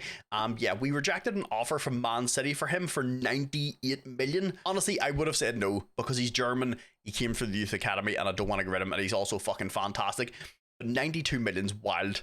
He's also, like, he's playing a 4.5 star. I honestly believe, I think he'll be a 5-star player. Because as you can see, it says still could improve significantly. He will be a 5-star player. He already looks fantastic. Honestly, the best thing that could have happened is Pafunda left us. Because then it gave him the opportunity to come into the team. Then young Yosef Moukoko played 32 games, so I don't know if that was due to an injury. I don't know if he got a wee knock or anything, did he? Nah, he just had a couple like small ones, so there must have been a lot of like people interchanging. So he played 32 games, 18 off the bench, 13 goals and 8 assists. Honestly, an okay season from him. So then somebody who had more than a fucking okay season was Noah Darvuch. One, look how good he looks. 53 games played, 25 goals, 40 assists. He had 65 goal involvements in 53 games. This may have actually been more if we still had Cisco. Obviously, our young striker came in, did a very, very good job. But, like, let's not beat around the bush. Cisco is absolutely world class. This may have been more than that. But that's a fucking... I think that's the most goals and assists I've seen in a season from an attacking midfielder. And then, of course, like I said, the young Marburg, the young wonder kid, he only came in and started playing in January, obviously, when we lost Cisco. So 17 games started, 10 off the bench, 18 goals and 3 assists. So what's that? 21 goal involvements in like 17 games. Boys, I think it's fair to say he may be pretty good. But then we also had young Cedric Martin come back and play a few games as well, and his loan deal ended. So he had 7 appearances, 13 off the bench, 7 goals and 1 assist, so 8 goal involvements in 7 games. He's another one that looks absolutely fucking fantastic. I'm not gonna lie, if you take the save on, I think it will be time to move him into one of those inside forward roles and have him and the other young German wonder kid and Moukoko play as like a squad player, because he has the potential to be a lot better. I think he's already a lot better than Moukoko. So if you go in and compare the two, Mokoko's in the blue, he's in the green. He's just a way better player. As you can see, for speed, vision, and attacking, Mokoko's probably got him a wee bit on mental, but you got to remember, he's still only 19 years old. So it would probably put him in as one of the inside forwards. He can play with both feet, and Bałędowski can play with both feet. So, yeah, you're going to have yourself 2 very, very good inside forwards. And, of course, young Pablo Torre played 28 games, starting 19 off the bench, 8 goals, 11 assists. Of course, he was like the backup for Darvuch. So, look good. He's happy, still getting a lot of football. And the two of them interchange, and we've got 2 absolute cracking attacking midfielders. Of course, then we do have also young I don't know what the fuck I just tried to say. Young Rudy Bargi, 34 games started, 16 off the bench, 7 goals, 7 assists. He's another one that's really, really good. To have him and Moukoko as backups to the 2 young wonder kids is fantastic, because all 4 of them can play with both feet and they can play in a lot of positions. So you're going to have a lot of versatility in the team. Felix Nemicha, it's kind of strange. Look, he didn't start any games, but he's 32 off the bench. He's also not upset he's spaghetti anymore, but he is going to be out of contract, so I would try and offer him another contract, but he's only worth 950,000 to 1.5 million. I don't know if it's because he didn't start any games, the game thinks he's just shit now, because he's clearly not. So I did go and offer him another contract because he's only 28 years old. He's also still fantastic. He's happy to play as a squad player, and look, he's also German, which helps with registration. We did, of course, have a bunch of young players out on loan as well. Angelo Grizzoli is another one I loaned out to Stuttgart. As you can see, he played 27 games, 3 off the bench, 3 goals, but like, he started to look very, very good. Obviously, he'll be the guy that I can't pronounce. He'll probably be his long-term replacement because he's left-footed, so he can play on the left-hand side, but he looks fantastic. Then, of course, also have Nicola Tresoldi. This could be another one. He could play as a backup to your other striker, or you could sell him on. It's whatever you want to do with him. Look, he got loaned out, 36 games played at Aston Villa, 12 goals and 3 assists. He did pretty well for himself in the Premiership. Then, of course, we do have Thomas de Martins, another one. I would just keep loaning out for a couple of seasons. I think just getting him a wee bit more football, or, of course, if you're going to take a save on, you bring him into your team for squad depth, but just make sure you give him a bunch of games. I honestly believe he could be very, very good. 31 games played, 9 off the bench, 8 goals, 4 assists. And of course, you do have players like Flaminian Lughold, another one I will probably loan out for a couple of seasons, or you could sell on like either Rooney Bargi or Moukoko and just bring this guy into the fold. Look, he's absolutely fucking electric. He really, really is. But he played 13 games, 8 off the bench, 3 goals, 2 assists. We do also have in the squad, of course, young Greg Rogan. I was kind of hoping he would have got a few more games. Another one I'll probably loan out unless you're going to rotate your centre backs quite a lot. Didn't do any games started when he had 2 off the bench, which is kind of disappointing because I would have liked him, got him a wee bit of football. I did try to loan him out, nobody was interested, but this is another one. Like I said, you have a lot of really good centre backs at the team, because if you even go into the reserves, there's the second team. Like, you've got a lot of really, really good young players. You still also have a Baudello. Of course, this will be the Stiller replacement at some point. He's 19, he's German, absolute fucking physical unit. He's just, I think, a very, very good player. Like I said, as you can see in here, there's a couple of 4.5 stars, a couple of 3 stars. So that's pretty good. In the under-19s, the under-19s have 2 really, really good players. You still have Luca Power. Another one, like I said, I did try to loan out. I don't understand the mentality thing. If anybody knows what has happened, like I said, when I looked at him, he looked amazing. He had a green mentality. We bought him. It turned red. I don't know what the fuck happened. But like I said, he's still only 18 years old. He's another one I would either bring into the team and play a lot under Stiller or loan out and see if he can change his mentality. But I think if you keep him in the team and put him into like a mentoring group and just put him in with a bunch of players who've got really good mentalities, see if you can change that over time. Because clearly, if it's regressed, it may be able to go back forward. I don't know. But he could be another one that could be a replacement for Stiller. But I think he would be better as like one of those Met salads because he can play football. And you also still have another one that's absolutely fantastic. Miguel Reis. He's another one I loaned out last season before. Has 4 to 5 star potential. Is a really, really good player as well. And then, like I said, you have a bunch of like 4 stars all in here. So like when you take this team over, you've got a really, really good mix of youth and experience. But you also have a ton of players. Like look at the amount of players that are just sitting here that are still very, very young. And this team is absolutely fantastic. Like I said, the only thing I would do is probably do this. I'd probably put Martin in instead of Moukoko, and I would just have Rooney Bargy and Moukoko as the backups for Martin and Bandowski. Those two are absolutely lethal. You can even change sides because they can both play with both feet. And then you've Darvuch. This guy up top, I think, is going to be absolutely lethal. The team's pretty good all round. And like I said, you have a bunch of replacements in the back line. Like I said, Diamande and Ashley are still reasonably young. Costinaru is going to be 20. It's still young as well. A really, really good centre back. So you've got a good mix of youth and experience. Of course, you still also have 127 million when you take this save on. So yeah, obviously the Cisco going for 100 million helped out quite a lot with that. Also on top of this, if you go into the player searches, go to shortlists, you do have a bunch of shortlists. My default one is just a bunch of random players that I was thinking about banning. There's some German Wonder Kids in there, and then the Wonder Kids list for just like all the really, really good kids that are around the world. Obviously, I also have the youth recruitment set up for the rest of the world and South America, so you can go in, check in here, see if there's anybody that I've missed. I just noticed there was one in there that I've never actually seen. Pakamovic looks like a really, really good fucking player. He's a centre back, but I'll probably play him more as like a full back if I'm being honest. He's got a 12 million release clause. He's only 19. He's Russian. Looks very, very good. Boys, I'm very, very happy because we did everything in this save that I wanted to do. We let's be honest, we fucking obliterated a Bayern in the league. We really, really did. The cup, we won that a couple of times. We eventually won ourselves a Champions League. Look, like I said, my goal was to just get the final. Of course, if you get the final, you want to fucking win it, but you can't always guarantee that. And we did everything I wanted to do. I think this has probably been one of my favorite rebuilds. And like I said, you also have a bunch of really, really good young wonder kids. And that's one thing I try to do with all my saves, is I just don't make a save to make sure I win trophies. I make sure when you take the save on, the club is financially sound. You have a bunch of really, really good wonder kids for the future. I try and make these rebuilds so that it's something I could take on, and that's one thing I did do whenever I was doing my Twitch save. I actually ended up playing on as the Ajax save after 5 seasons and playing on in that save. So like sometimes I use these saves as well. So like I said, if you take a save on, leave in the comments down below. Let me know how you get on. Did you stay with this formation? What players you kept? What players you bought? I'm always super, super interested to see how everybody got on. But boys, it got to be a good spot to stop off for this video. Thank you very much for watching. Remember to like, comment, subscribe. Only if you fucking want to. At YouTube, I think we did Xabi Alonso proud.